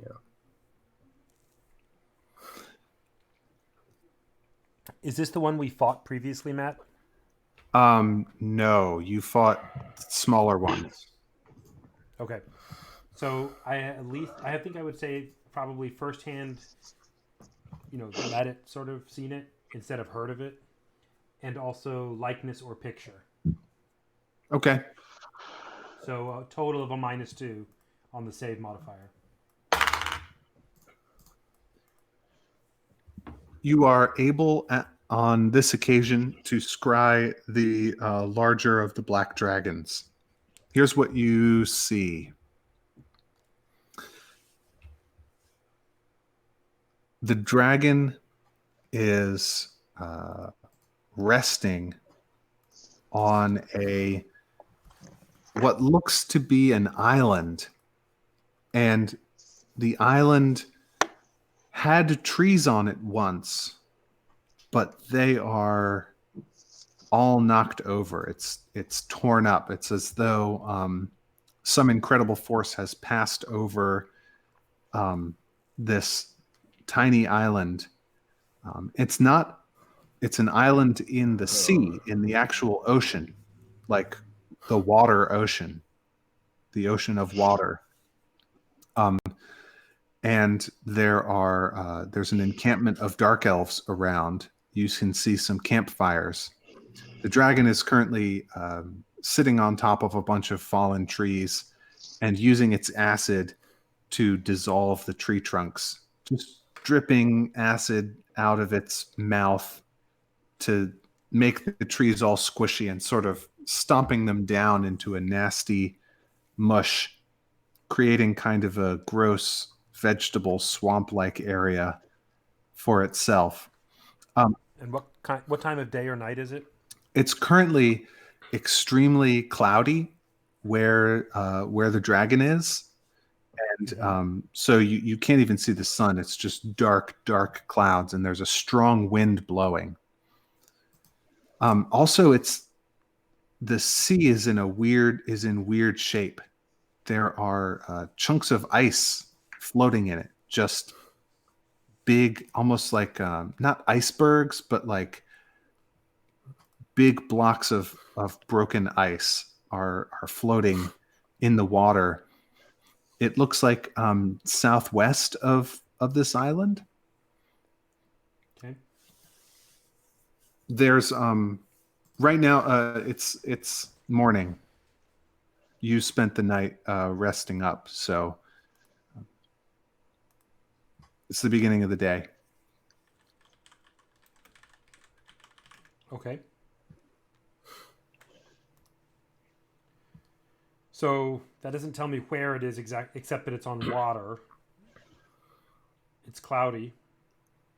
Like the sea. And what's that? Like the sea. Like the sea. Yeah. Okay, fair enough. I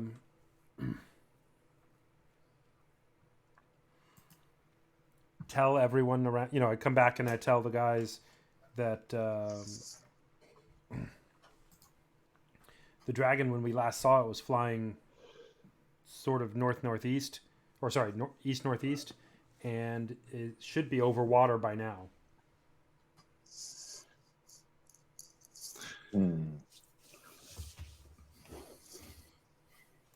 If you describe that scene that you saw, Can you put the map up, Sir Robert?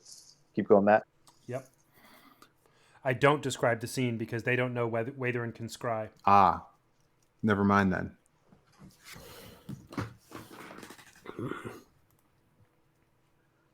And I guess, sorry. Then perhaps we Matt? should follow it.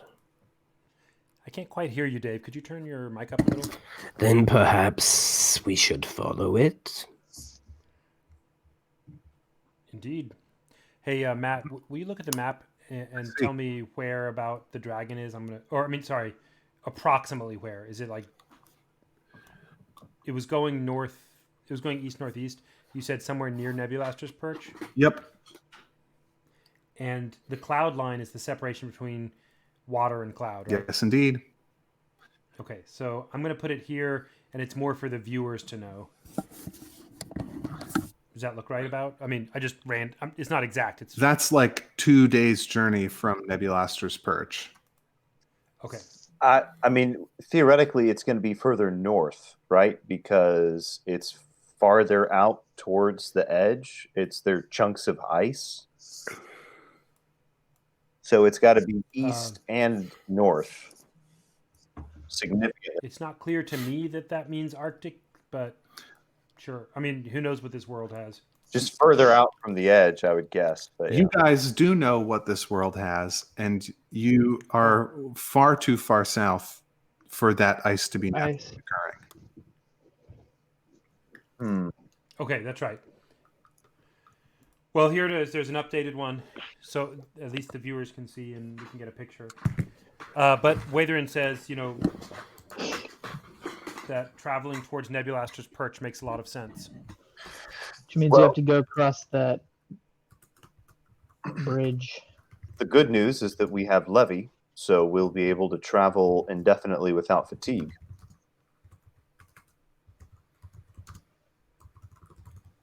Or at least much farther without fatigue. Minimal fatigue, sure. Minimal fatigue. Why are we still standing here? Are we still standing here? Cuts to the scene of the wind blowing over their faces. You're Finitier is amazing. You're Amazing. circling. You're giving the bridge that the younger black dragons guard a wide berth, and making your way over the cloudy sea. Can we put another point on the map where that was? Where what? The actually, can we put the rough line of the moat that Karen has created? Yeah, I can do that. it would extend from the depths to the west. From the depths to the west. Okay. Yeah, from the western edge of the depths all the way to the west end of the cloudy sea.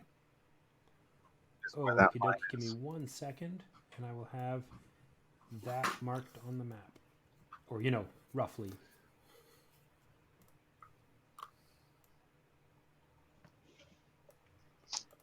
All right.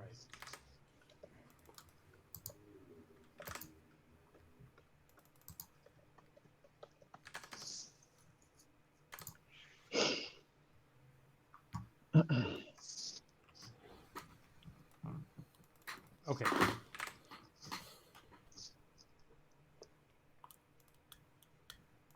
Is that about right? Yeah, that's about right.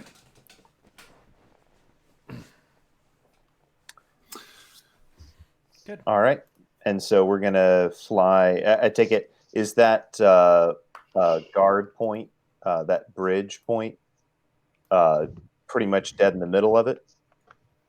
No, it's about Excuse me. a quarter of the way in from the depths. Okay. I'm sort of gonna slowly narrate your journey, and you stop me. Yep. And then you're passing over the depths is on your right, and you're passing over the cloudy sea. It is an expanse of white underneath of you as the sun slowly climbs up the sky and then back down again. And by the time the sun is getting ready to set, you have come most of the way through the ragged edge on your left and are drawing close to Nebulaster's perch after a long day of flying, but easy flying, since you have this levee that you can just sort of get inside of it and just swim yourself along with your wings. And is Gravy flying all three of us, like with a rope or something? However you want to arrange it. Yeah, I guess I could. He can have one levy gem on his back, and you guys can be holding on to the other one. The fields are really big, and they can. Why do we not have a boat? Like, could we not even get like a small boat, and I could tug the small boat along? You can do that. What if we did that and put a levy gem? Works for me. Put a and we levy can put the gem levy in the gem in it, boat and so it you can doesn't- still drag it in the sky. Yeah, so that it doesn't like wear me out carrying a boat. You have a boat. Yay! Your boat has supplies in it, and tents, and extra various different things that you might want. And a machine Finitier has gun. a hammock. There's a hammock in there. There's not a machine gun in there. What you see as you proceed Worth like north, 20 shots. there is Dwight approves. a large, dark cumulonimbus cloud with lightning flashing in it, swirling around the area of Nebulaster's perch. But as you approach it, as you get closer and closer, suddenly, over the course of maybe 20 minutes, the whole cloud disperses and dissolves. And when that happens, there starts to be some action. At that point, you see. Well, tell me. Yeah, what? I'll stop here and let you tell me what you do. But you see the cloud disperse from a good long distance. You're maybe half a mile away when this huge cloud that has been enveloping Nebulaster's perch is suddenly gone, and the blue skies come back and the wind drops down and gets fairly calm again. So this storm that has been over it for a long time just happens to drop when we show up. You haven't you don't have information from anybody who's watched it continuously for a long time. Okay. We should probably set down and check in with Nebulaster since we're able to alight from the sky. He will presumably recognize you. And he pats Gravy on the neck. Yes? I'll make to find a place to land. Hopefully on the very tip top of the highest spire. So as you fly towards the castle, you see that all the trees on the island are knocked over. The forested areas of this once, it was never a well-developed island. The only structures you saw here were hovels, really, but all that is gone. There's nobody here. Can I make a investigation or survival check or something like that to just see if I spot any danger as I'm coming in? Sure. I mean, yeah, you're all definitely on the lookout for danger. Survival or sure. Is that fine? Okay. What does Eagle Eye see with his passive 20? That too. Boop. Oh fudge. That's a 13. Did you get your blessing of pawn? I did. I mean, guidance of Could have pawn. been worse. It looks like these trees were not. There aren't marks on them from having been knocked over by any kind of engine. There aren't saw marks on them. They're torn up by the roots. There are branches everywhere. It almost looks 21 Arcana. Arcana. Yes. Good call. There is a spell that allows a powerful wizard to control the weather, which can cause storms that are powerful enough for a fairly long length of time, 7 to 9 hours, that could tear up a forest like this, that could freeze a section of ocean and unfreeze it, and then freeze it again, can cause torrential rains and flooding, the kind of mudslicks that you see here.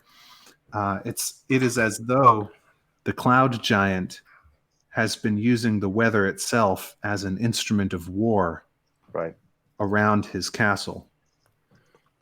And indeed, as you look, you see coming in from the right, from the east, as you approach, you do see the black wings of a dragon approaching from afar. Is it the dragon we're looking for? It's too far away, probably. It's very far away at this point. It's just a black speck with wings flapping. looking at it, with me looking at it, can I try to scry on that one I'm looking at? Yeah. I would do that.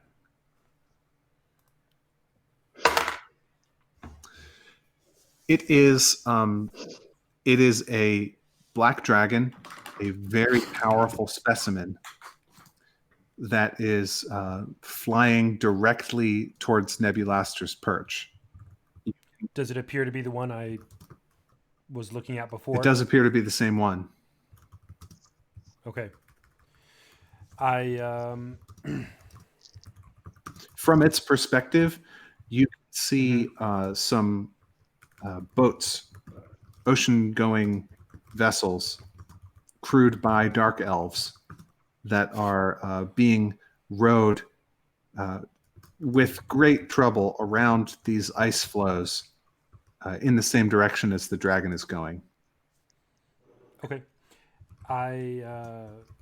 Sorry, Watherin, I should say.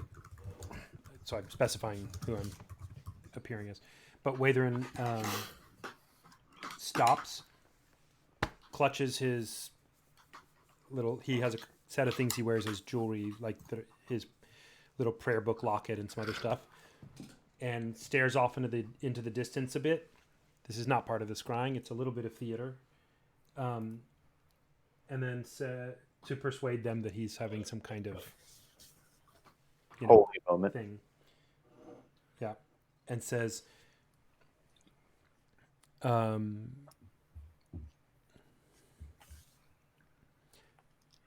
my time with Yellow Eyes, he gave me a trinket I can use, and he sometimes communicates with me. He says he has scryed the dragon coming. It comes with dark elves. It is the dragon we seek, but it is not alone.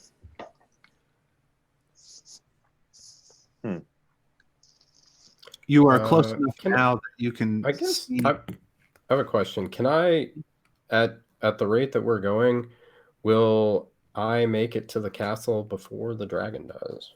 Yes. Okay, so I think I'm gonna just I'm gonna continue on that course. You see Nebulaster himself. Did we just lose somebody? No, I just sent you a private message. Oh. And guys, did we ever decide whether or not I was going to turn into Goryo to try to make contact to broker this, or who's going to talk to them? The three of us don't care, but you seemed to have that in your mind, which we were happy with. Okay. All right. So Mal transforms into Goryo and uses minor illusion to augment his voice when he thinks that the dragon is getting a bit closer. And The dragon's still far away. Yeah. So let me know when the dragon gets close enough. Yeah. Mal thinks he'd be able to shout at it using minor illusion to augment his voice. I could. You're close enough now that you can see you can see Nebulaster. Okay. The cloud giant is on top of his castle. The room is very much changed. Where there used to be an ornate dome with a telescope, there is now a simple stone platform, and you see 50, maybe even 100 large stones, masonry from the castle, stones pulled up from the island. Maybe there are some chunks of ice, just a big cannonball pile of rocks just next to the giant. And in his right hand, he holds a fearsome looking club, a large maul, giant sized. And he stands with the clear sky ahead of him and looks dead ahead at the dragon approaching. I'm gonna give out a roar of greeting to him. He turns.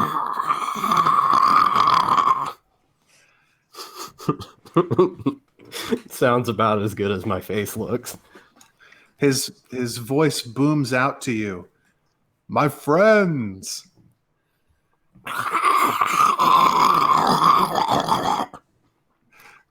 He knows you as Tashash. Tashash, He would you have have returned. he would have heard the name change. Oh, I made the name change in Okay. his presence.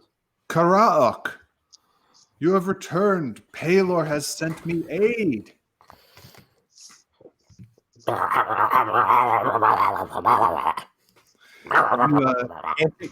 you have the message spell?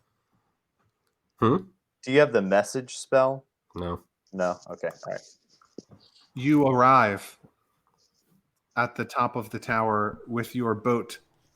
I will land Floating boat full of 3 friends. and turn back into myself. Hello, my friend.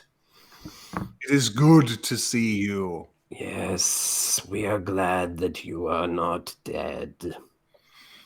We do not have much time, Nebulaster. We have brought Levy enough to make a deposit to attempt to secure the dragons as mercenaries in our service. We wish to turn them away from the service of Karen. And he temporarily kind of defers to Nebulaster and says, with your blessing, of course, we are upon your premise. But this comes with the blessing of the Queen of our mountain. Oh, you have seen the queen. How is she? Are her people safe? He defers over to Watherin. Watherin is aware that Nebulaster is perceptive of things, and also that he has apparently some relationship with Yellow Eyes, at least Watherin thinks, and says, the queen is well, the people are readying for battle, and Yellow Eyes, the priest, says to tell you hello. Watherin, by the way, maybe conspicuously, but he has the ring on him. Nebulaster says, it is good. I suppose that their attention on me has kept them from assaulting your side. And for that, I'm glad.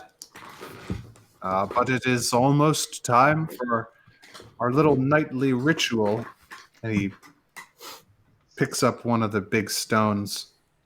You see, apparently, we have to fight each other for a couple of hours every night. And then things can continue as they were. Perhaps we can interrupt the cycle. And he produces the Levy gem and says, shall we? I do not think we should throw it at them. I meant, shall we initiate the parley? You have my blessing. I would like peace again on my island.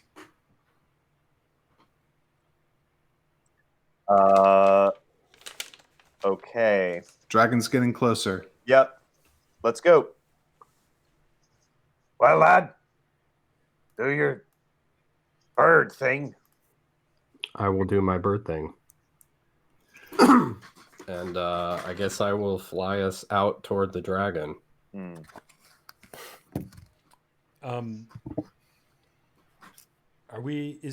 Is the intent there then that we would be in the seeming to me fairly precarious flying skiff and do negotiations while trying to hover with a Quetzalcoatl? Goryo wants to ride on the back of the Quetzalcoatl so that he can't be knocked out of the air. That seems like Watherin is happy for that and happy to stay at Nebulaster's perch. Well, I'll take Goryo out there. I think if I can. I mean, I don't know if he would have a good idea of this, but If I can, I'd like to stay within Nebulaster's throwing range. I imagine it's pretty big. But, just in case. Yeah. You don't have a great sense of what his throwing range is, but you have a pretty good sense of what his throwing range is. Yeah. When the dragon sees you coming towards it, Before he takes off, he turns to Finnetir and he says, "Well, lad, now's the time to have the blessing of every god involved." I mean, you can have it for a minute. All right, then we get it and make straight for him. All right, do we make contact? Okay, he's hoping for the D4 when he shouts out to convince the dragon to engage parlay. I mean, you can also just have a guidance thing on that. Yeah, that's what I meant. What- Guys. Sorry. Okay. All right. But you got to use it within a minute. Yep.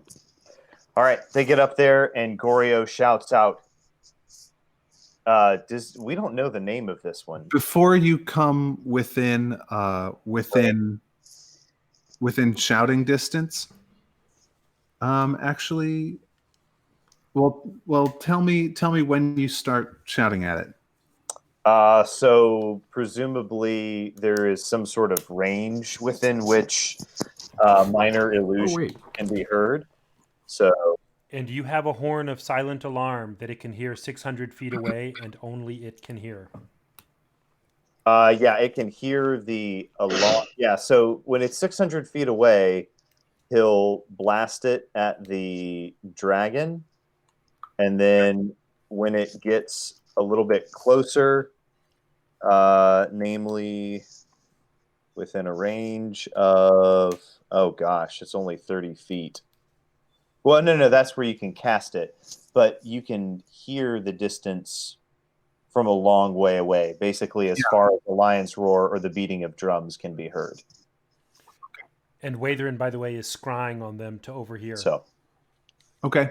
So he shouts out, "Dragon, we have a proposition for you, and something that will be of worth not only to yourself, but your kind.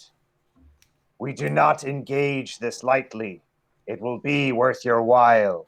And he holds up the gem of Levin. He says, "Behold, where there is one, I have many, many more."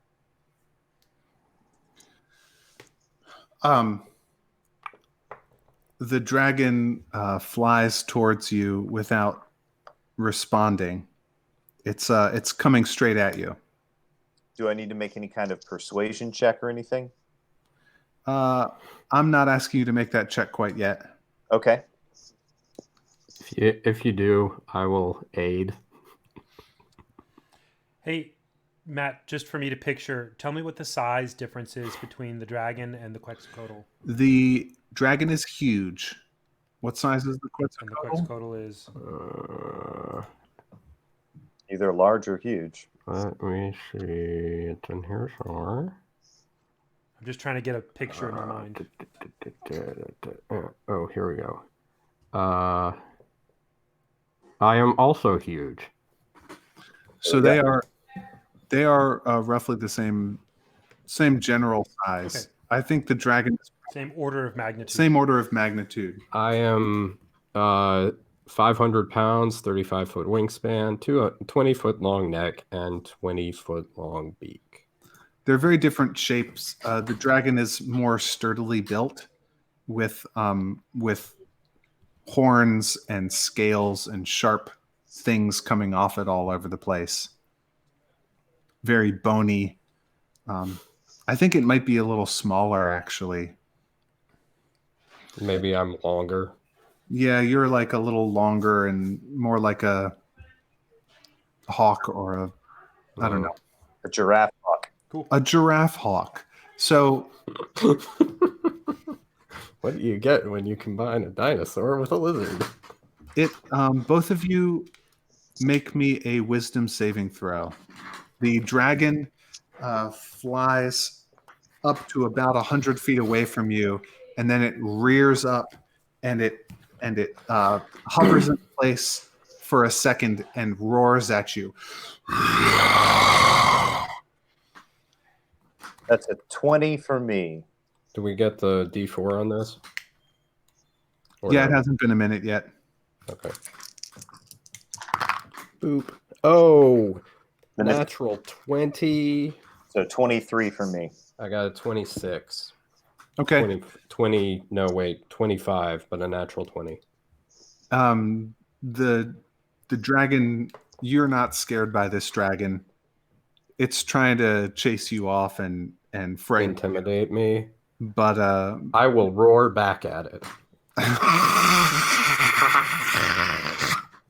okay. Yeah, I mean, roll me an intimidation check. This will You're go. trying to intimidate it. This isn't going to go well. My charisma is trash. I got a 13. Yeah, you are not. It doesn't respond. Neither one. We are. But it starts to circle, sort of circle in like a holding pattern, and Yep. it roars at you. I will. I guess we're like circling around each other. Yeah. I'm not. Well, I'm not going to let it get between me and the castle. Okay. Yeah. So I mean, like I'll Could be doing as something it's like as this. it's circle. Like if it. I don't know. Like. Oh my gosh, I can't. Yeah. Yeah, like if it's circling, I'm kind of gonna be. Oreo call. Oreo call Okay. again. If word has spread among your kind, you know my word to be true. I have this gem here and much more. I have the wealth of many kings at my disposal, and I have a proposition to place that wealth in your hands, if you've got a mind to hear.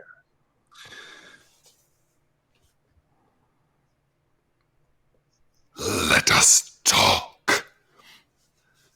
It says, "Let us talk," and it turns its back on you, and it flies away a little ways, and then lands on the beach to Yeah. the east of Nebulaster's Perch, the island, and this is actually pretty close to the point where the Fujin originally landed, but this beach is messed up. It's there are fallen trees everywhere, the huge pits in the sand. There are rocks scattered all over the place. Can I land within speaking distance of it, but still stay within throwing range of Nebulaster? No. He's pretty far away. Well, nuts. All right. Well, I will follow it, but keep a reasonable distance. We can shout. Do you land? Meanwhile, back in Nebulaster's Perch, Yeah. Watherin walks up. Yeah, I will land. Okay. But I'm not going to Watherin change walks form. up. Okay. I'll stay in my. Good. What's up, Watherin? Watherin walks up to Nebulaster and discreetly says, I am watching and listening to them. Would you like me to tell you what's happening? I will find out one way or another eventually. Then Watherin nods and then, still standing there, lets his eyes kind of glaze over as he continues to watch. Tell me, Nebulaster says to Fennetir, how goes the war? And he asks you about the disposition of different Aarakocra troops, and you can tell him about the Three Eyes Coalition if you want, things like that. Matt, I sent you another message. Yeah. Oh, Okay. Dwight, I think you're muted. Are you willing to be scried on? Willing, yes.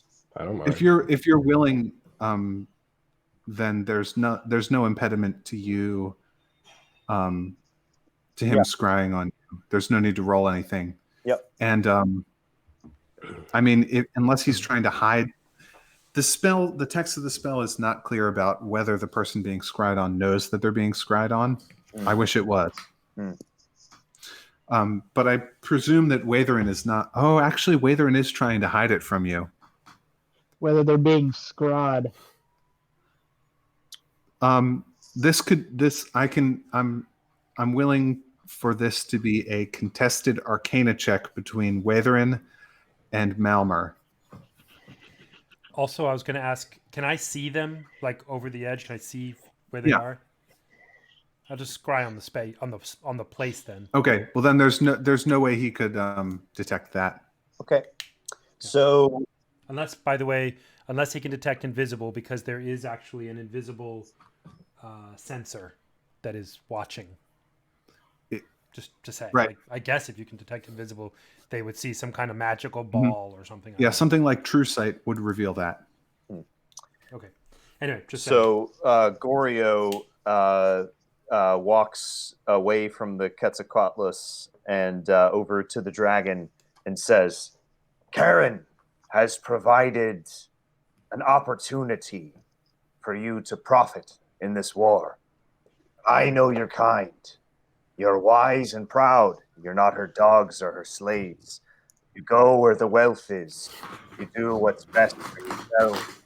And I tell you, as one who knows the consequences of lying to and crossing dragons, that I have the wealth to pull you away from Karen and bring you to the side that's going to win. The side that will bring you true riches." And he holds out the Levy gem and he says, "This is but a token, but a taste of more and more and more. Join us. Forsake Karen and her losing side. Forsake these scrounging dark elves that scrimp around in the dirt. And join us, and I'll make you wealthy." Okay. So let's see. Yeah. Oh boy. Okay. And then so this is going to be a persuasion check. Can I help? Yeah, how do you help? By looking tough. That would help with an intimidation check. Nuts.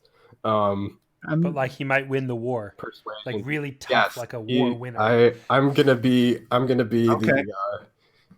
be like, look, we have a Quetzalcoatl. You might be dragons, but we got big, nasty flying things too. Okay. Yeah, that you can indeed help with this. Yeah. In that way. Thank you, because one of those was a 1. Persuasion is a 21. The dragon licks its lips and says, "Levy is indeed a great treasure," and holds out its claw. "May I examine the goods?" Of course. And he walks over and places it in his hand fearlessly and takes 2 steps back. The dragon draws the gem towards itself, held in its claws. The gem looks tiny, and the dragon flaps its wings slowly, feeling the effect of the size of the sphere. And then the dragon takes it and holds it close to its center and flaps its wings and rises a couple of feet off the ground and holds the gem and says, "How many?" 2 to begin with, 2 more in a short time in the future, and many more in days and weeks to come. I know you are creatures of great power, beings of immense magic. But I also know that you and I have no great trust for one another. And the only way to make this arrangement amenable to both of us is if I know that you want more, and if you want more. Unless, of course, you're willing to swear an infernal pact. And he, throws his head back and laughs.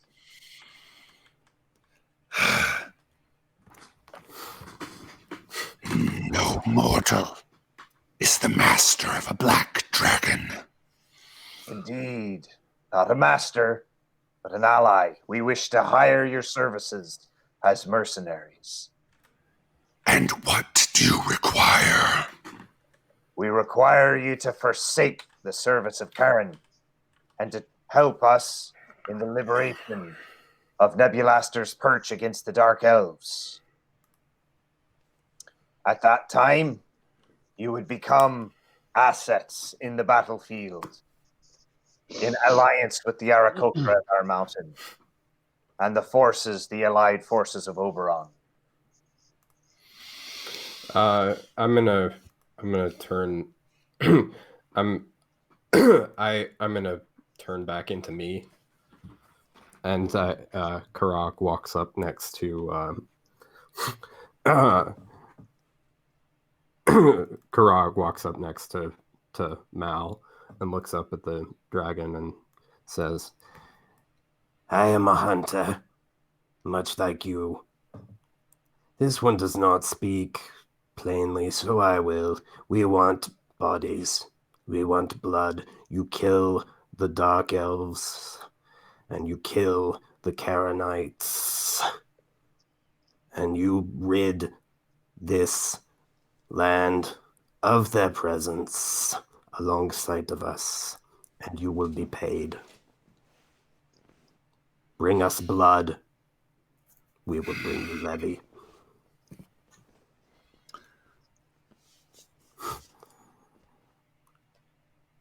Here are the terms. 1, for information. A second gem for my help against these dark elves. Here, now. 2 gems for the cooperation of my children. And 10 gems. And we will win this war.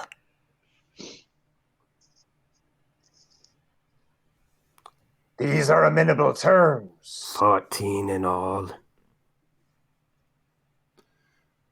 14 in all. Amenable terms. May I know your name? Or how should I address you? I am called Mom.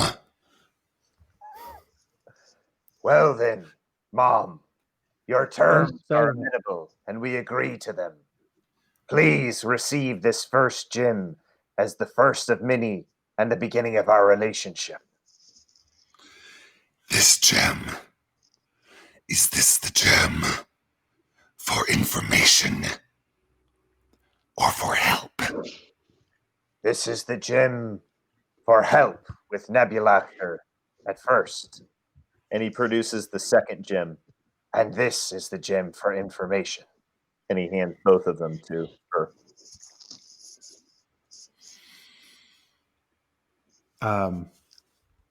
Nebulaster, back on the perch, says to you, Watherin, The information I would ask you to share with the rest of the War Council atop Nebulaster's perch. Allow us to go first. I'll give you the information gem when you arrive, but the one for help I give you now as a token of good faith. it takes the gem and what I guess it just scripts it in Italian. Karag looks sideways Or at can eat it. Mal and then up at the dragon, and he says, The elves, they are coming. that was a question. To the dragon. Yeah. Oh, to the dragon. Yeah. Yes, Karag 50 or more elves. looks to Mal and says, I think we have more pressing matters than information right now. Indeed. We ride. Well, lad, do your bird. I think this might also prove a good test of the worth and dependability. Worth and dependability I've seen in the battlefield before. This is a fearsome being. He's like trying to like throw like quit pissing off our new friend Then vibe. he should have no trouble fulfilling his end of the bargain. She should have no trouble. yes, that's what I said. Of course. Nebulaster. If you'll have me, Mom, I'll ride with you in battle, and you'll see what our combined forces can do. Basically, Mal is up. Yeah, good. No elf rides a black dragon. Fortunately for you. And he drops the appearance away, and he appears as a Nothic. And he says, I am no elf. The dragon snorts and says,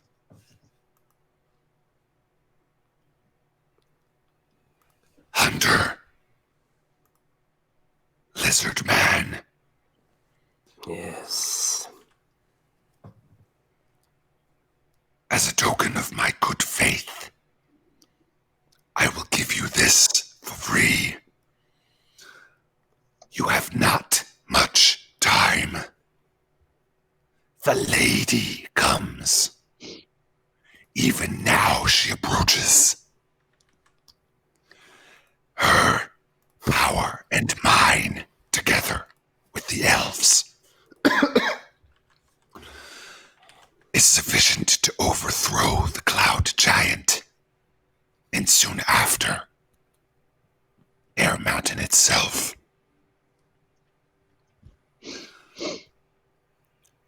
You must go to the realm of the spider. If indeed you are to have any chance. The giant and I can defend this island. But it is the information that you need most at this moment. In that case, Mal produces the other gem and hands it to her and says, then the information we will have. In a sufficiently creepy Nothic voice. the dragon takes the two gems. Recommendation, Matt. The dragon inserts the gems under strategic scales. Oh, yes. Or places them in her jowls. I think that dragons are very good at carrying treasure. I think that maybe they have little pouches in places that, I don't know, or something. Maybe they stick them between their scales. A dragon, being a powerfully magical being, accomplishes the feat. Yes, the dragon stows away the treasure on its person in some way. And it says to you, Go ahead of me and inform the cloud giant that I will do it no harm. We will take a council in the castle. Karag gives the dragon a nod of assent, and you know his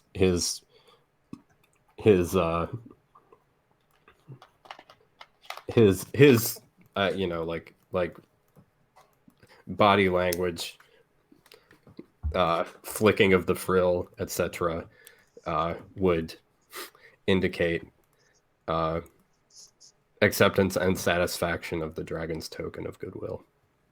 Mal turns back into Goryo. All right. Karak turns back into a Quetzalcoatl.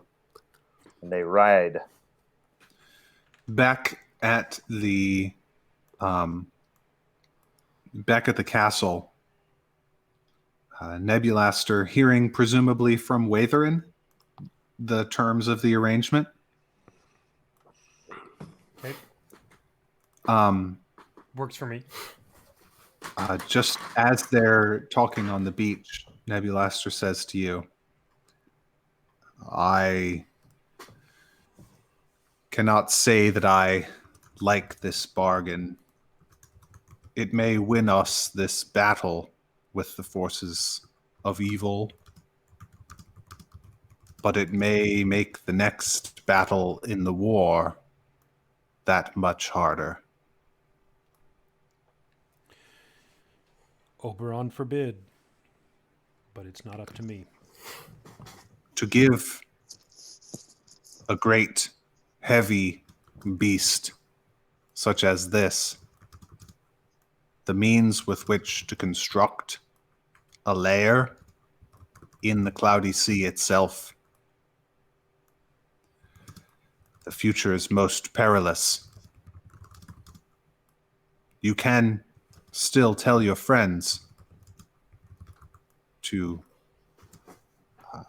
back up, to undo the deal. It can still, can it be undone?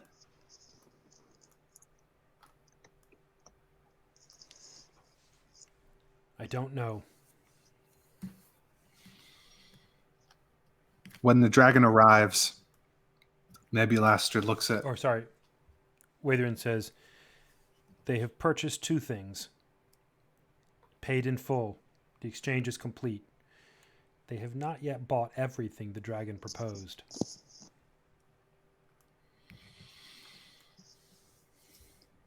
Well, We perhaps yet more complexity may enter this situation. When the dragon arrives and perches on the edge of the tower, soon after the Quetzalcoatlus and the dark elf sea captain arrive, the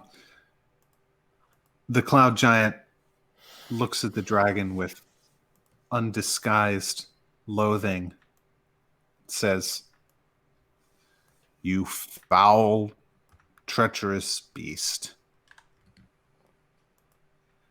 When you betray them, as you will, I will still be here." And the dragon says, That conflict is for another time. But suffice to say, it will come. and the dragon gives you the following information. The spidery grove, which you had found previously, is indeed the western endpoint of a passage from the Underdark to the Cloudy Sea. The dragon herself has not, nor would not ever, enter this passage. It goes through strange areas where the dragon is not at all comfortable. And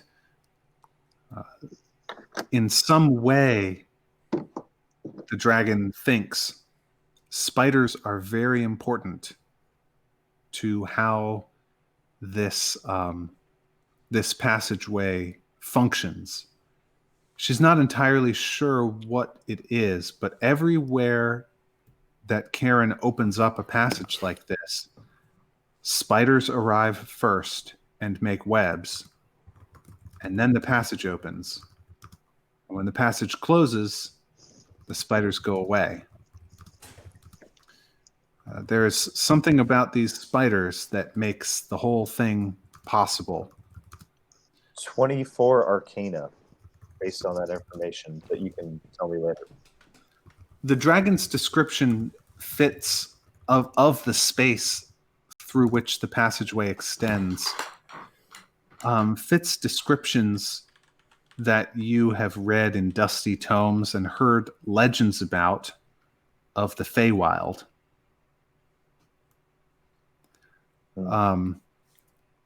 There's some realm of extra vitality and growth and chaos that she is making use of. This would explain actually why Watherin, if this insight gets shared with you, it will explain why you couldn't scry it. It's another plane of existence. Mal definitely shares his theories with everyone at the council. The dragon knows from listening to Dark Elf Scuttlebutt that an extremely powerful half spider, half woman creature, mutant, created by the darkest and most devilish of Karenic magic, is coming from the Underdark. She is a great force of evil and the powerful arbiter of Karen's will. And it's said that she is even now making her way through this passage and will be arriving in days, mere days, and that the powerful magic and martial force that this monster represents would be enough to tip the balance. In other The Dark words, Elves are depending on this creature known as the Lady to be able to overthrow the Cloud Giant finally, after which they would turn and head for Air Mountain. we need to bottleneck her. We need to meet her at the aperture, meet her at the portal, and not let her out. Yes. And the dragons from the bridge, the dragons in the west, they will be ours as well in this fight. 2 more levy gems will buy the cooperation of the Brood. Yeah. Which we can do. We have immediate access to 2 more. And that would ensure the... Yeah, so then we would have the cooperation of Mom and the Brood for the immediate future, and she requires 10 more to just full out win the war. No, we would have the assurance of the cooperation of Mom and the Brood. Sure. Yeah. Just to I think giving them 2 more is our sweet spot. But of course, Mal is not saying this in front of the Black Dragon. But so after Mom gives all this information, he says, "You have made good on the information. Now, repel these dark elves with the aid of Nebulaster, and we shall go to meet the lady and send her back to the hole from which she wishes to crawl." The dragon is pleased.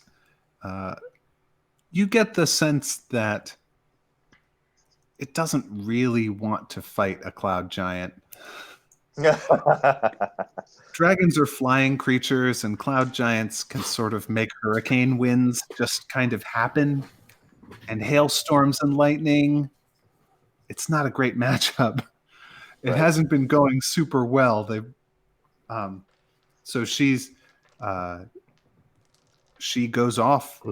Karak says, And you will see that your brood joins us when we arrive. Let's see.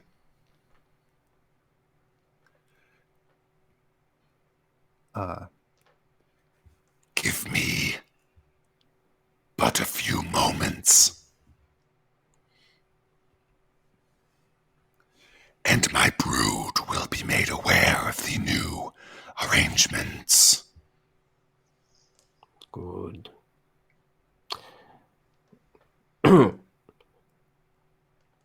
There are Gems in payment. Karak turns to Malmer. I propose this. We give them to the giant. And when we have the brood, and when the dragon has slain the elves which are coming now, the giant, if it is satisfied with the work of the dragon, may then give the gems to the dragon. the dragon says. Karak turns to Nebulaster and says, Wait, hang on. Would you do this for us? Sorry, I think, are we getting the terms confused here? She proposed one levy gem for information and another levy gem to repel the elves that are currently attacking Nebulaster's perch. Two more get her brood involved in the war effort for what was her term for that? The two more get the cooperation of the brood with the Aarakocra. Cooperation. "Oh, whoops, sorry." Cooperation. Yeah. That basically means they would no longer be guarding the bridge. Sure. Right.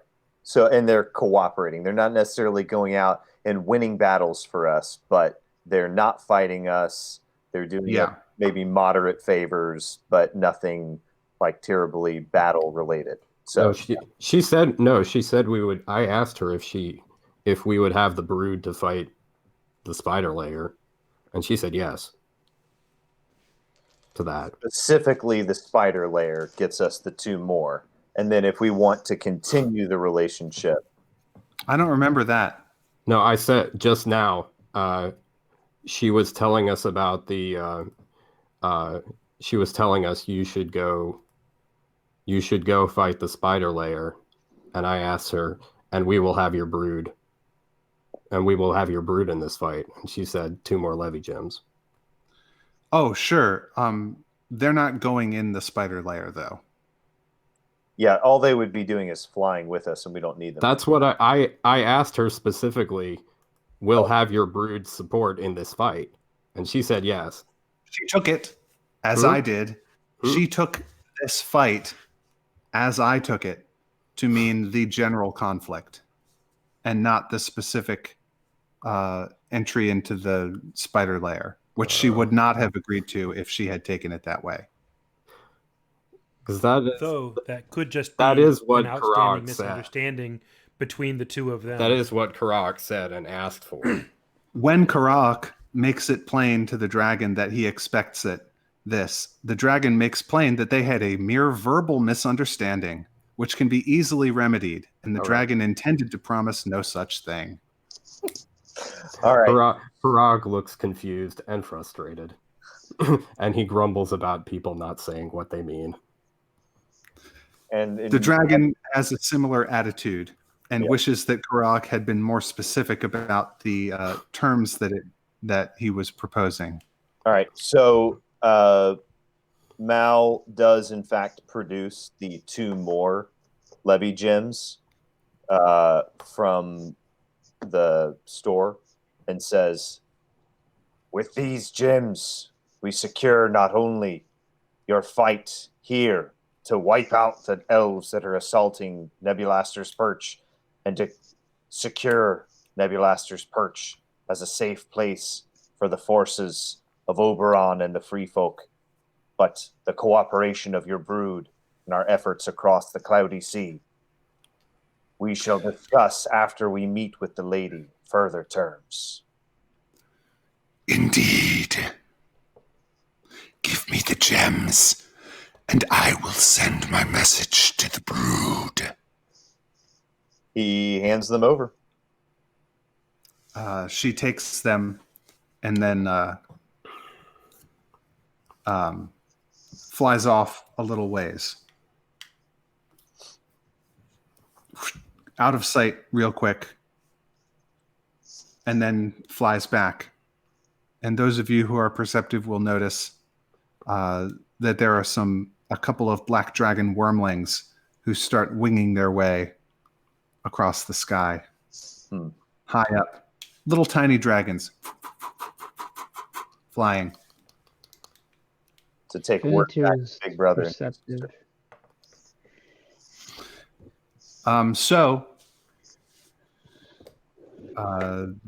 The dragon and Nebulaster prepare together to go out and war against the dark elves who are approaching. So Mal brings Watherin and Finnetir and Karaak close and says, "Gentlemen, we have two options.